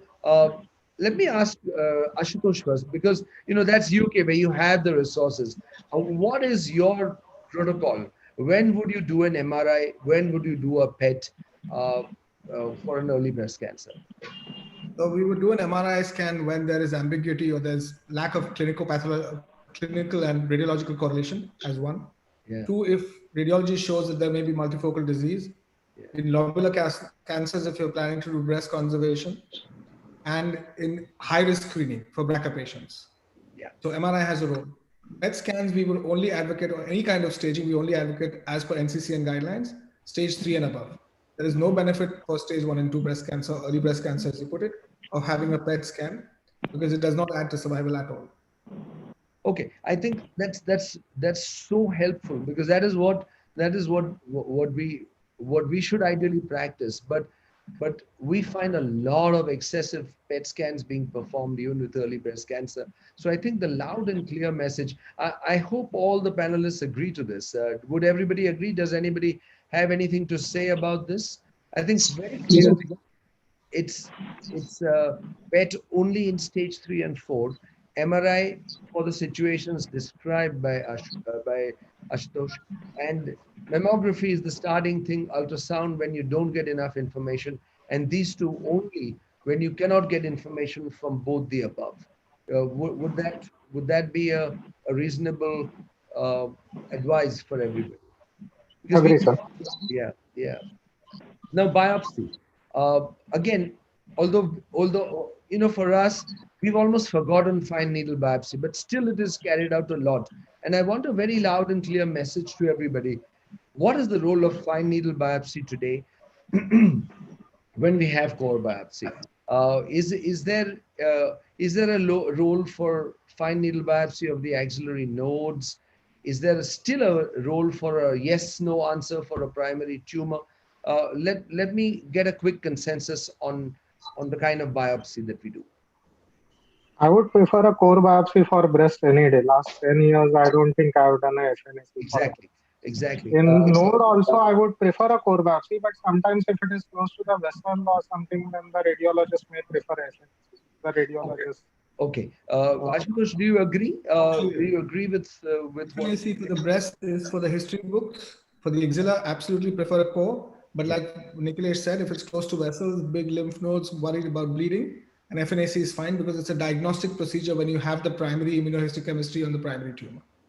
Okay, I think we all agree to this. I put it up just so that it goes out as a message to everyone that FNAB is history. I think, Prasad, let's move to the next slide. Yeah. So in prevention, I just wanted, this is just because, yes, Mehboob, you cleared it in your lecture, but it was the last slide and people may not have really got it. So let us quickly put it into a nutshell. The BRCA1, if a patient is BRCA1 mutated, what are the implications? If a patient is BRCA2, what are the implications?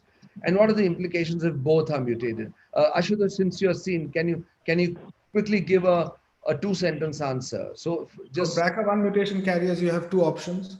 One is surveillance, which doesn't prevent cancer, but would detect it early enough so that it may not impact life.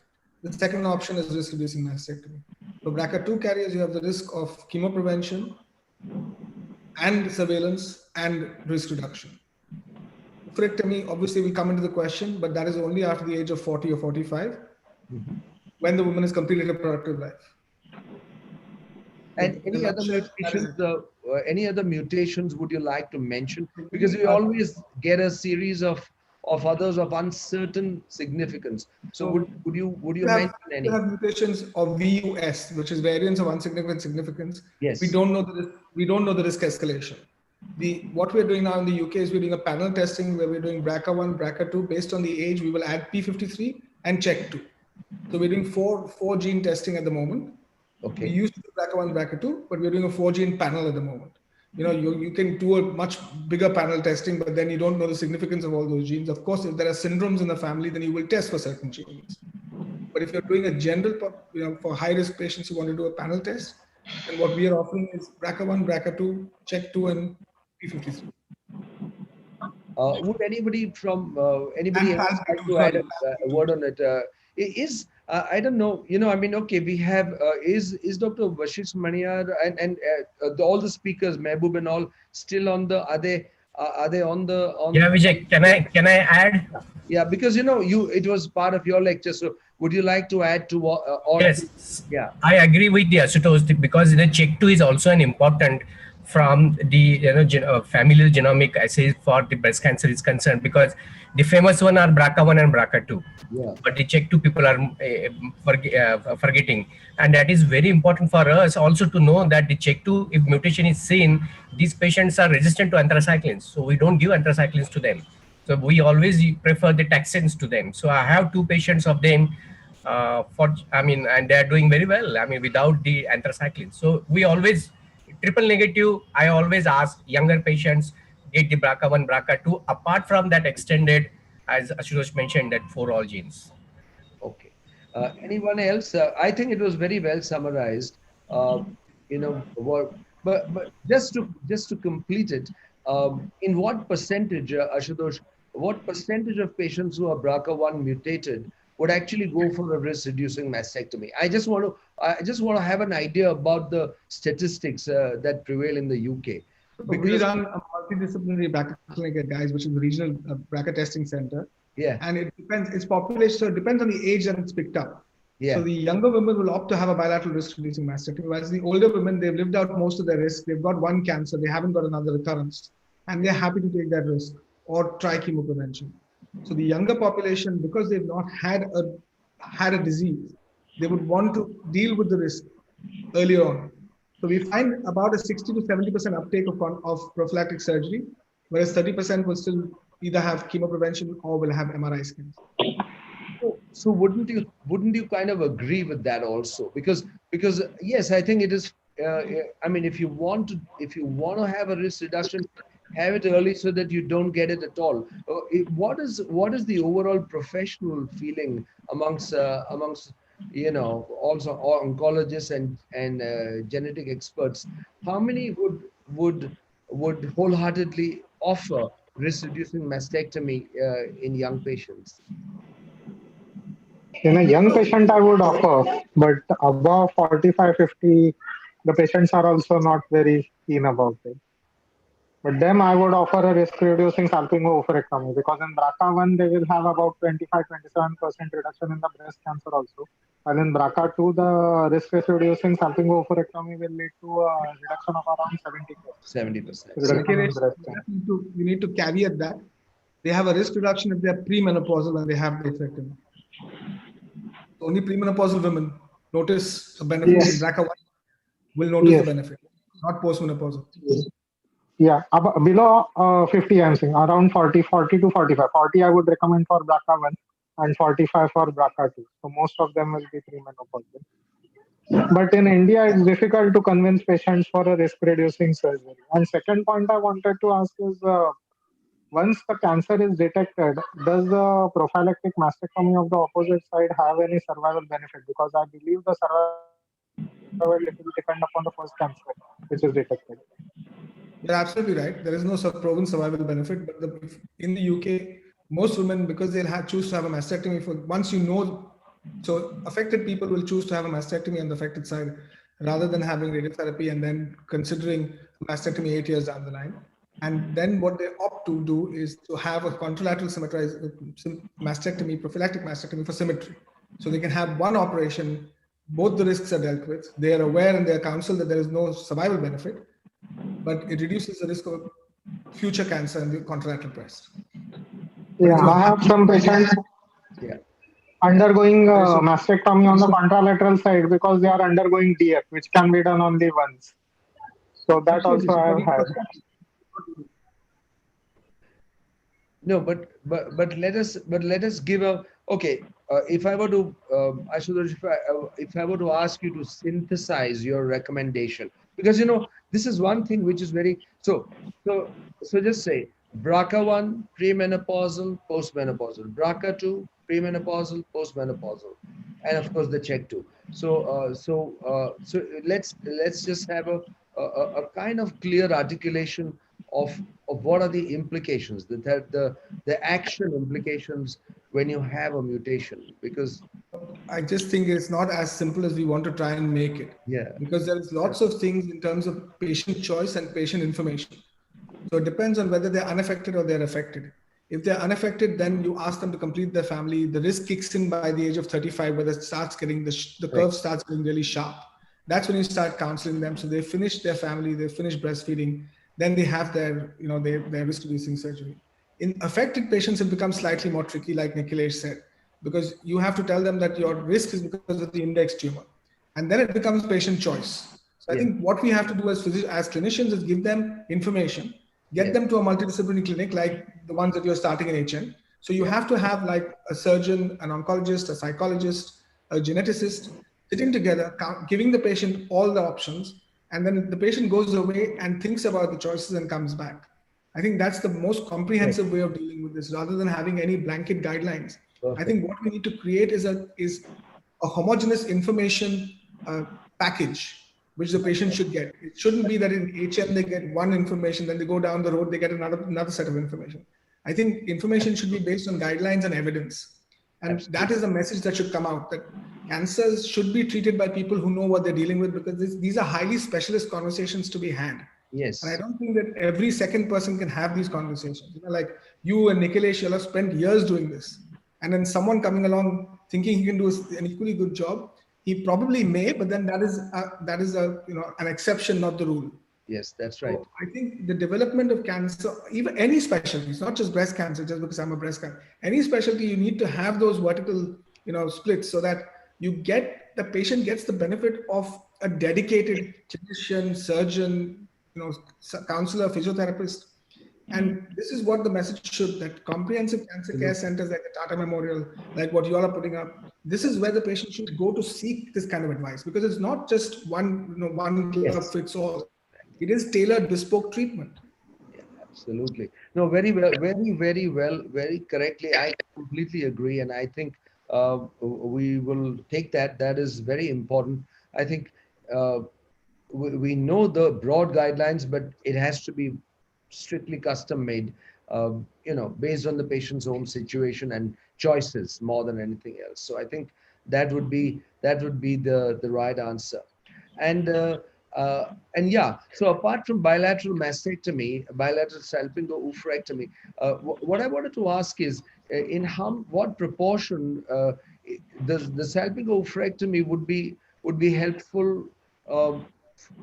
I find that over here in India, a lot of surgeons are very keen to go ahead with salpingo-oophorectomy. Now, yes, if with the BRCA2, yes, it has its advantages, but from all I've learned from being in international meetings, I think women in Europe and UK don't want to lose their ovaries until they're 45. So I just want a flavor of how salpingo-oophorectomy is regarded in that population. Can you give us a sense? So we do offer, like you said, for mutation carriers, BRCA1, BRCA2 mutation carriers, oophorectomies after the age of 40, preferably closer to 45. Yes. We do offer even hormone replacement in these women if they've had their the tissue at risk removed. So women who've had a bilateral mastectomy and have had an early oophorectomy, who because they have symptoms, there is no evidence against offering them HRT till the age of menopause. Obviously, after menopause,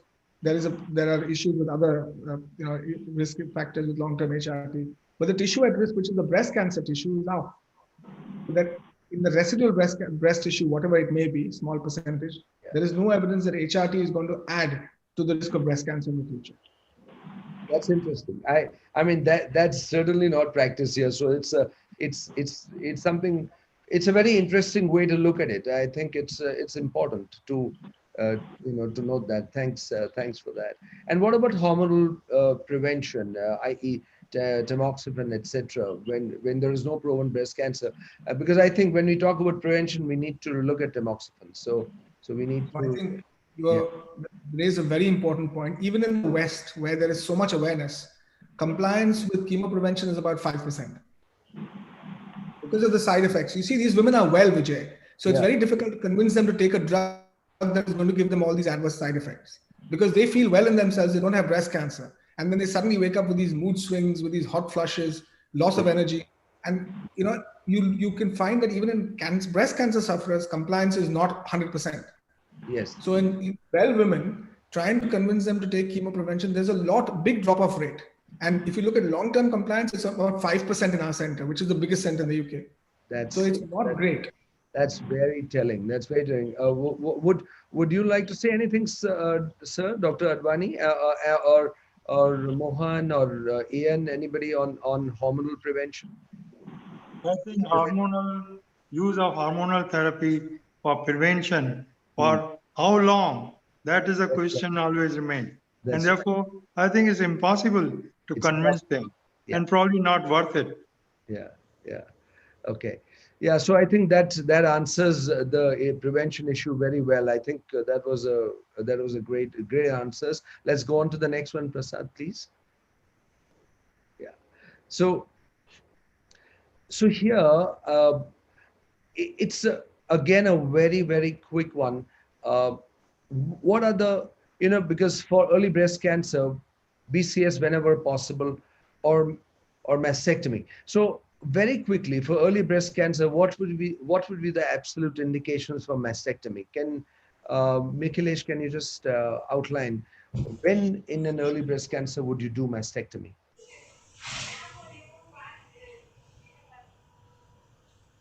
You're muted, Nikhilesh. Yeah. Okay. Sorry, my voice was muted. When the patient has patient choice, if the patient wants a mastectomy, then we have to give her that choice. And second thing is, if there are multiple multicentric cancers, then I would prefer a mastectomy. Multicentricity. In those, means 2 or 3 cancers are there in different quadrants, and conservation may be difficult, even with oncoplasty or with tissue bringing in. Mind you, we do have the perforator flaps. We have also done it. Almost 50 to 60% of the breast we have removed, and still we have been able to reconstruct it to give them good result. But that is more if the patient is demanding, or if the NAC is involved, or it's a locally advanced breast cancer. That's a different topic. But if it is close to the nipple and areola, early breast cancer. In early breast cancer, if the central quadrant is involved and we are going to remove the NAC, then the patient can have a choice whether to have a mastectomy with full breast reconstruction, or she is okay with a central quadrant mastectomy. But mainly for multicentric cancers, I would prefer. Or the hormone receptor positive cancers, which may be difficult to downstage with giving chemotherapy. They usually don't respond so well. So there, I might prefer a mastectomy if reconstruction is going to be difficult in those patients. Ashutosh, would you have anything to add to that? Yes, no, I think he's made very relevant points. And the only other thing is patients that can't have radiotherapy for whatever reason, like P53 mutation carriers, you wouldn't want to give them breast conservation. So you would do, or they've had previous mantle radiotherapy for Hodgkin's lymphoma. So you have to take that into consideration. So breast conservation goes hand in hand with radiotherapy. It's not a standalone procedure. Yeah, absolutely. Especially in the young women. So I know that over 70, you can do breast conservation and tamoxifen. But in the younger women, you want to do breast conservation and radiotherapy and or tamoxifen. That's right. So I think that's very clear. Now, for skin sparing and skin in NAC sparing, I think it's just for the sake, because I've put these points up because it's so infrequently practiced in our country. So I want to get your take on when would you do a skin plus NAC sparing mastectomy, Ashutosh? So nipple sparing mastectomy, basically we would do for any patient where there is no involvement of the nipple. So the mammogram doesn't show microcalcifications going into the nipple. Okay. If there is a minimum of, or if you've done an MRI scan, there's 1 centimeter margin between the nipple and the tumor. Okay. What we do, or whenever you do a nipple sparing mastectomy, what we do is we send the nipple core separately. Now, in our scenario, we are actually disadvantaged compared to hospitals in India because you have frozen section. So you can decide on table whether you want to take the nipple or you don't want to take the nipple. Whereas I have to wait for 10 days for the report to come back, and then I have to go back as a second procedure and take the nipple. But I think when you can, you should preserve the nipple because the whole envelope, there's no added risk of local regional relapse if it's done properly and the margins are negative. Absolutely. So basically, you have to get your negative margins and you have to get the margin width, which is 2 millimeters for TCIS, regardless of whether you've done a mastectomy or a lumpectomy. Perfect. I think I entirely agree, and I think that would be that would be completely the way to go, because I feel there is absolutely I feel that standard approach of that big ellipse, removing all the skin and just giving a flat scar, which is the standard concept of mastectomy in the mind. I think that has to be broken through, and we need to think more and more of skin sparing and of skin and NAC sparing. They are both very safe alternatives. Now, coming quickly, there's a very important point, Vijay, about the urban women. We have a myth which is propagated in India that women in India don't want to have reconstruction. I'm telling you, I know lots of people in India, and not one woman has told me she doesn't want to have reconstruction. Yeah, absolutely. So I think what we need to do is we need to start, as like you said, comprehensive cancer care centers like TMH, like us, and wherever you go, AIMS, whatever big centers there are, like Anand Kotkar in Pune. You have to have, the surgeon has to be able to offer these options. I think the limitation is at the moment the surgeons are not offering the options. Not able to. That's right. They don't have the tools. Yeah, that's true. Very Another problem is the cost and the logistics, because in UK, because NHS covers most of their reconstruction also, so that is not an issue. If the patient is affording, they will go for reconstruction in India. That's what I have found in most of the patients. But you see, an LD flap costs nothing. An LD flap only costs, if you look at it, a hospital. Yeah. That's right. Yeah. No, that's true. So there is no added disposable or factors play a very big part. Yeah. Material cost. Just to add one point here is, I see a lot of influence of, one is the general practitioner, the GP, and his thoughts on this. And I think a lot needs to be done in re-educating the first-line physician, because the concept is, if it's cancer, just take out the whole breast and you're free from it. I know. And then the patients just feel like, oh, it's gone and it's taken out and now I'm saved, So I think that has to be, what we have to break through. I agree and completely. But Ian, you raised such a relevant point, because nobody in India talks about survivorship. It is almost like it's an emergency medicine. Cancer is practiced like emergency medicine. If you've got a cancer, admitted, get operated tomorrow, otherwise you're going to die. I agree. And chemotherapy before surgery, so you're murdered. I think I'll be your best friend, because I totally believe in chemotherapy, because you want to know the response. You want to know the high-risk women who don't respond. Yes. I agree. So very quickly, I'd covered it in my, so I don't want to belabor much on this, but I want a quick answer on when complete axillary lymph node dissection, because I think the indications are steadily coming down, and I therefore want to know quickly from you, Ashutosh and Nikhilesh, what are the absolute indications for complete axillary lymph node dissection? I think let Nikhilesh go first, because I'm biased. So I'll give my bias later on. I am also biased towards sentinel node. So I can't help it. So axillary dissection in India, the advantage we have again is that we can do the frozen section. If one node is positive, we send for it and we do the clearance. While in UK or in US, we have to wait for the final report. If one node is positive or if two nodes are positive, small nodes, we would prefer to give them radiation to the axilla or the Z11 protocol, which is followed. But here, if any node positive, I would go with complete axillary node. And dual dash sentinel node biopsy is what I would prefer, because of the identification rate is very high, almost 96%. We have difficulty in acquiring the blue dye, the patent blue or the isosulfite blue, but we are using methylene blue and the results are not very bad. Frankly, instead of 2, we might find 3 nodes, but still the morbidity is much less than clearance or something. Yeah, absolutely. Even in inflammatory breast cancer, some people say you should do a clearance, but sometimes I have found cancers very large, 8 centimeter ulcerated, and still 1 micromet in the axillary clearance I have done. So I would tend towards sentinel node biopsy in them also. Post NACT, it's a doubt whether to do a clear sentinel node or axillary clearance if the nodes were proven to be positive beforehand. And as we know, 3 trials were there. All 3 showed that the false negative rate was more than 10%. But we have 2 studies which say if we mark the nodes which were positive and remove them, then we can go ahead with the sentinel. This is for less than 1 to 3 nodes, not for those who have more than 4 nodes positive. Well, and we have a study from Tata which have done comparison of sampling of the axilla. They removed everything from below the intercostobrachial nerve, but survival rates means they have not given data about the morbidity, if I'm not wrong. They have just said that it is equivalent to sentinel node. So I'm skeptical about They had a 10% false negative rate. With lower axillary sampling, the Tata paper had a 10% false negative rate of the axilla. That is very high.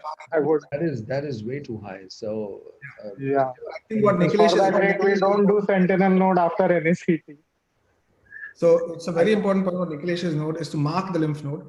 And then with Professor Advani and Ian, chemotherapy today, we cannot, underplay the importance of the oncologist today.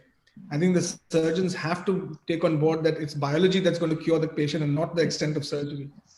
So what we need to understand is where we can de-escalate treatment, we should definitely de-escalate using the benefits of people like Dr. Arvani and Ian, where they can downstage the tumors to the point where there's a pathological complete response. Yes. And when you have a pathological complete response, your surgery is not going to add anything. I think that this is the message that needs to go out through webinars, that this, especially to GPs who are listening. That it doesn't mean that that era of radicality is gone.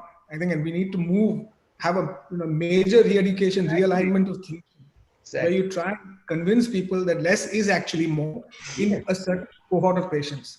Because the patients who are going to do badly are going to do badly regardless of whether you take both their breasts off, their arm and their leg, and then give them chemotherapy. Those patients are biologically predetermined that they're not going to do well. So we have to start believing in biological predeterminism and response. I mean, very, very, very well said, Ashutosh. I completely reflect that, and I don't think there's really anybody who would disagree with that. I think it's so true. So let's get on to the next. Music to my ears. Yeah. Yeah. Okay. Yeah. So now quickly, for the of course this was alluded to in the lectures, but I'd put it up, and I just wanted to know for receptor positive cancer, Ian, can you just summarize your indications for when would you do Oncotype DX for receptor positive women? Pretty much now, as you can see, in all patients, especially with 0.5 to 1 centimeter, you would probably get, Oncotype DX. Now, I'm just going to put, I know that's the standard, and I'm going to put what I face here in comparison. Also include node positive. Node positive, correct. Well, I'll say that's the standard, and that's what I did in the US when I practiced. But here, I think there's a lot of pushback.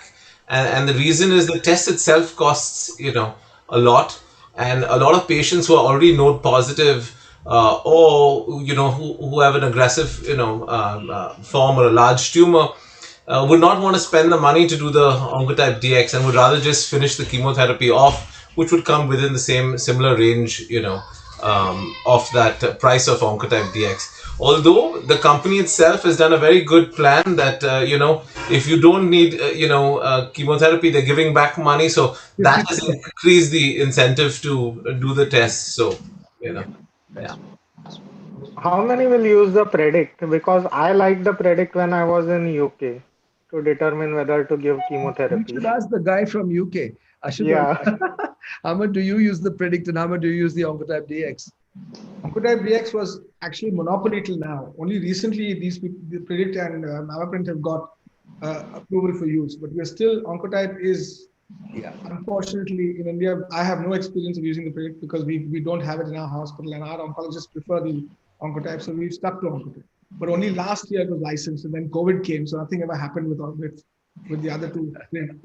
No, I'm saying about the Predict online, which is used in not the EndoPredict. Oh, NHS Predict. Yes, we use it all the time. All the time. Yeah. Okay. So good. I think both are helpful. Um, this is again for the medical oncologist. For triple negative cancer, uh, is there any? I think it was all alluded to in the two very good lectures. So let's move on from here. A quick one on hormonal therapy duration, 5 versus 10 years. Is everybody saying 10 years now? Is everybody agreeable to 10 years, or do you grade your patients? Node positive large tumors 10 years. 10. I think Just small 10. tumors 5 years can be given. Medical oncologist can Yeah, medical oncologist. I'm asking. 10 years. I pretty much give everybody, and I tell them by the end of 10, we'll have 15. Who knows? But 10 years. And just to put a point on the triple negative, I just want to re-emphasize that the immunotherapies are completely changing the whole scheme.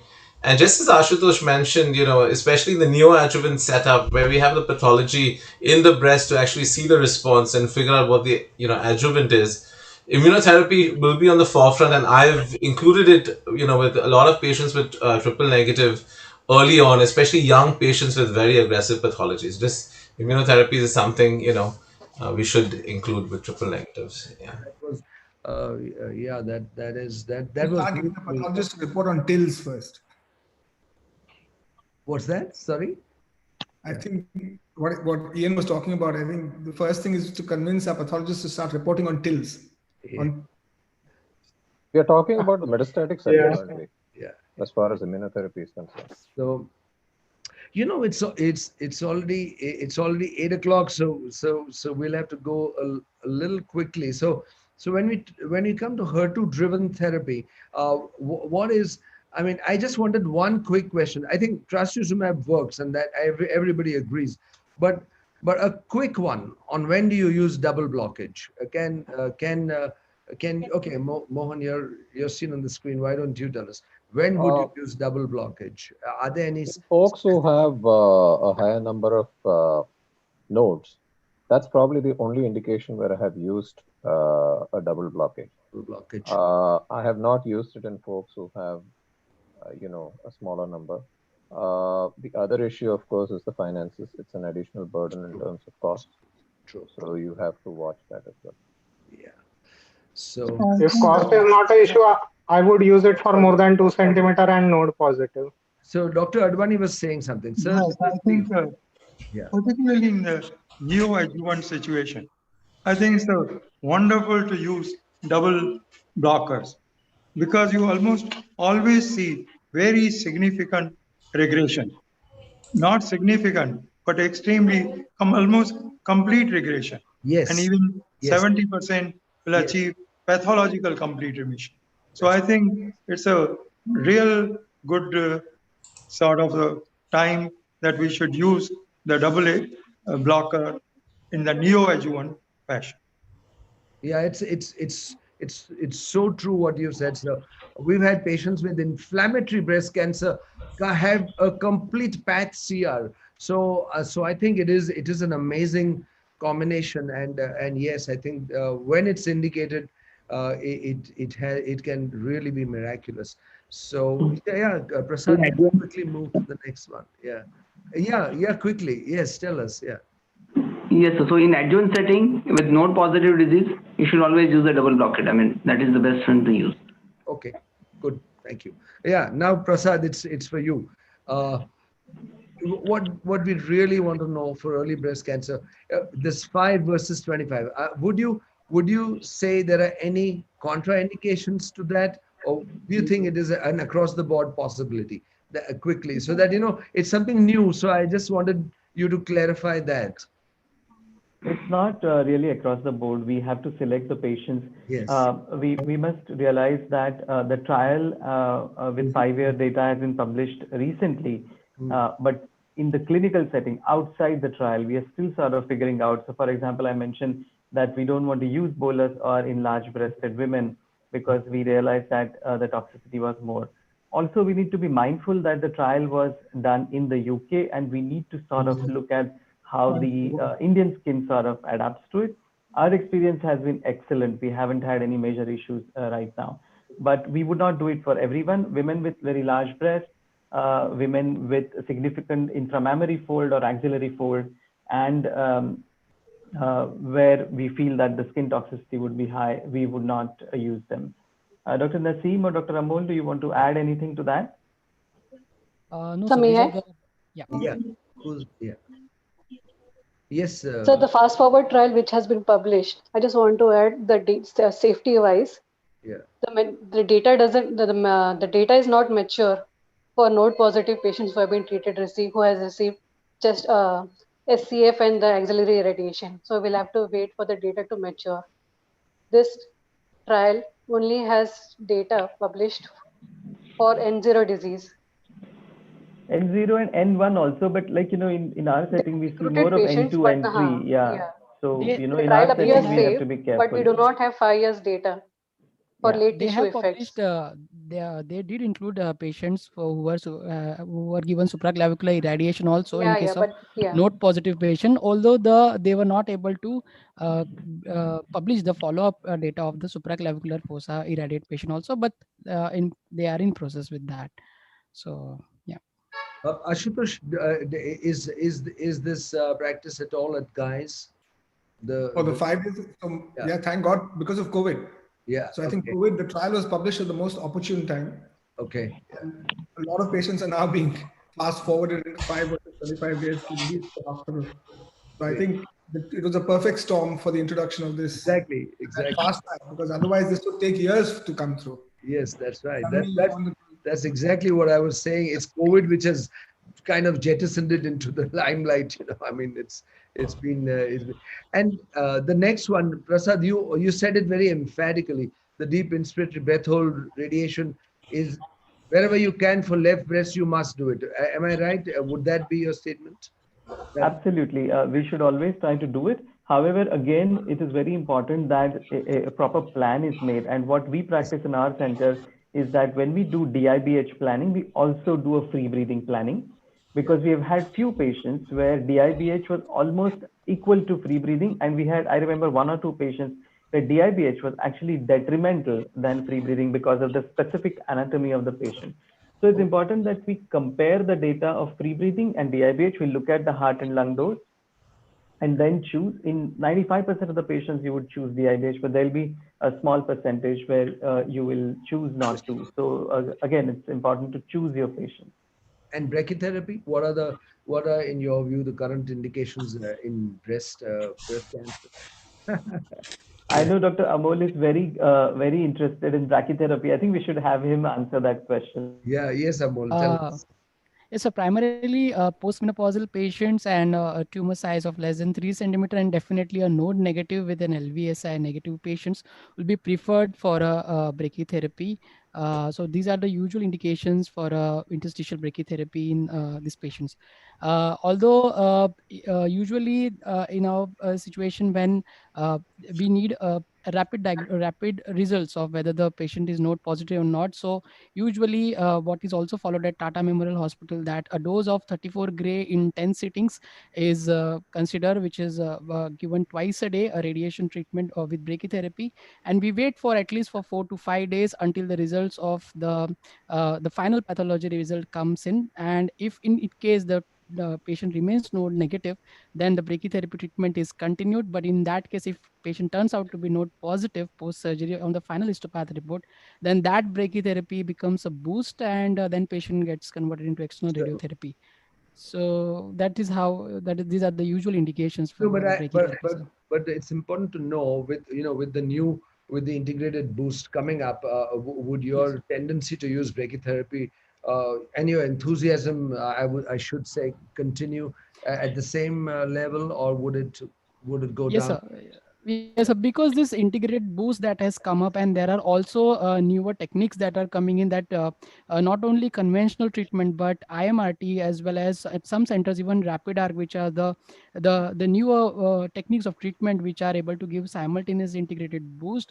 So being an invasive procedure and also leaves even a small tiny scar of the interstitial brachytherapy is there, but it is still a scar, and it also does affect the cosmosis in these patients undergoing interstitial brachytherapy. So This newer technology and which gives us a chance to give an integrated boost together with the external radiation actually is reducing the brachytherapy in case of breast patients for a boost for a tumor. Okay. Yeah. If I were to draw the analogy with head and neck cancers, earlier days, 20, 25 years ago, head and neck cancer brachytherapy was very important because the external beam was very toxic. So you would give some part by brachytherapy and some part by external beam. But now the breast radiotherapy with 5 fractions has become so easy. The incentive to give brachytherapy is definitely going down. Yeah. And Your so opinion about IORT? Yeah, I just one point I wanted to make is that we initially used to counsel the patient that it will be a shorter duration of treatment with interstitial brachytherapy as opposed to 3 and 5 week radiotherapy, external radiotherapy. But now this, yes, sir. So it is That's even why I shorter. asked you the question. Yes. Yes. Anyway, right. So let's quickly move to the next one. And I think that should be the last one because we should finish by 8:15. Yeah, this should probably be the last slide. So I think what I wanted to know over here, and here I would request Dr. Advani to tell us what are the criteria for assessing response, that is clinical versus pathological CR, I mean, for neoadjuvant chemotherapy and neoadjuvant hormonal therapy. Now, we all know that it de-escalates the next surgery, but I want to have a synthesis on to what extent. Now, supposing we know we need to do a mastectomy. It's a locally advanced, we see this, a locally advanced cancer. And there's a complete response with chemotherapy. Okay. What do we do with those patients?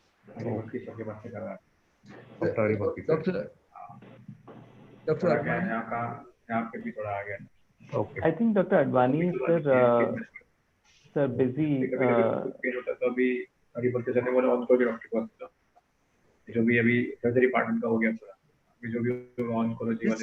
There's some other. There's some disturbance. The medical oncology. अभी सब surgery part हो गया ना, तो sir बोलते अभी हमारा कोई रोल है नहीं. Dr. Advani, I think. Okay, so no, then okay, Dr. Menon or Mohan Menon or Pinto, I think actually neoadjuvant hormonal therapy, when would you use it? And if you have a patient who has developed total response, would it de-escalate your plan? सारे oncology के Dr. Haribhakti, Dr. Haribhakti, there is some disturbance. Just a minute. Huh? Okay, Sanket, I think you are unmuted. Can you mute yourself, please? Yes. Yeah, thank you. Sorry. Yeah. So the important question is, when we do neoadjuvant chemotherapy or hormonal therapy, I just wanted to know about assessing response. I just wanted to have a consensus on number one, assessing response, and number two, what is the de-escalation to can we reduce the magnitude? Can we avoid surgery totally? So that is what I'm trying to bring out in this last very important slide. So Pritam, I can see you. So tell us about CT. So Dr. Advani is also there now. Dr. Advani is there? Unmuted. Yes. Dr. Advani? Yeah. Yes, I think 2 places where neoadjuvant chemotherapy has come in a very big way is the HER2 positive breast cancer.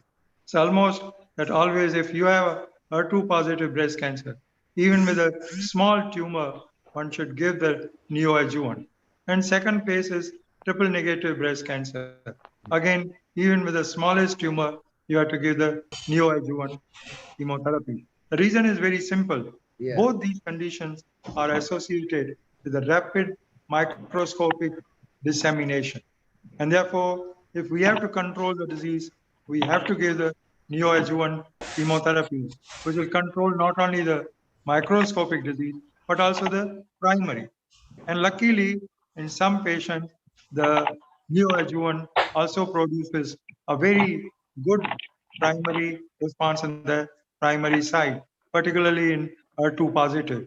And that's where the whole advantage comes up. Perfect.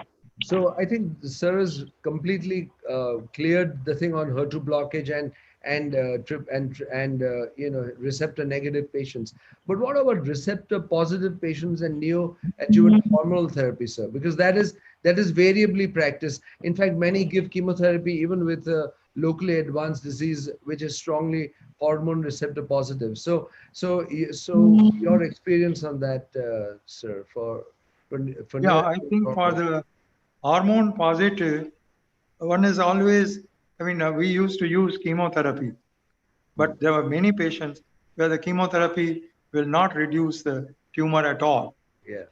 While with the hormone manipulation, we are able to see a good response. Actually, that's where Dr. Vashisht touched upon the sort of study where they have shown that which patient will really not miss anything without chemotherapy and which patient really needs the chemotherapy. So I think that's important. Almost 50% will not need the chemotherapy at all. So, sir, this is a real life situation. So I'm asking you. There was one. This was before COVID. One patient came from Goa. And you have also seen her. She had a locally advanced breast cancer, which was strongly receptor positive, and we put her onto letrozole, and then COVID came, and so she couldn't come back. She came back to us after 8 months, and there was no trace of tumor anyway. It was not demonstrable on any imaging, clinical, nothing. So in such a patient, what do we do? Do we still go ahead with a mastectomy? I personally feel that's a good thing to do, unless you have done the markers before, and then you can go in and do the conservative surgery. But I feel otherwise mastectomy can become the standard. Because without mastectomy, you are taking a big risk. Yeah, I just wanted to take a quick view from everybody on this. I agree with Dr. Advani, and we've been practicing that. But because there is always this tendency to think. I mean, when you get a negative report, path report.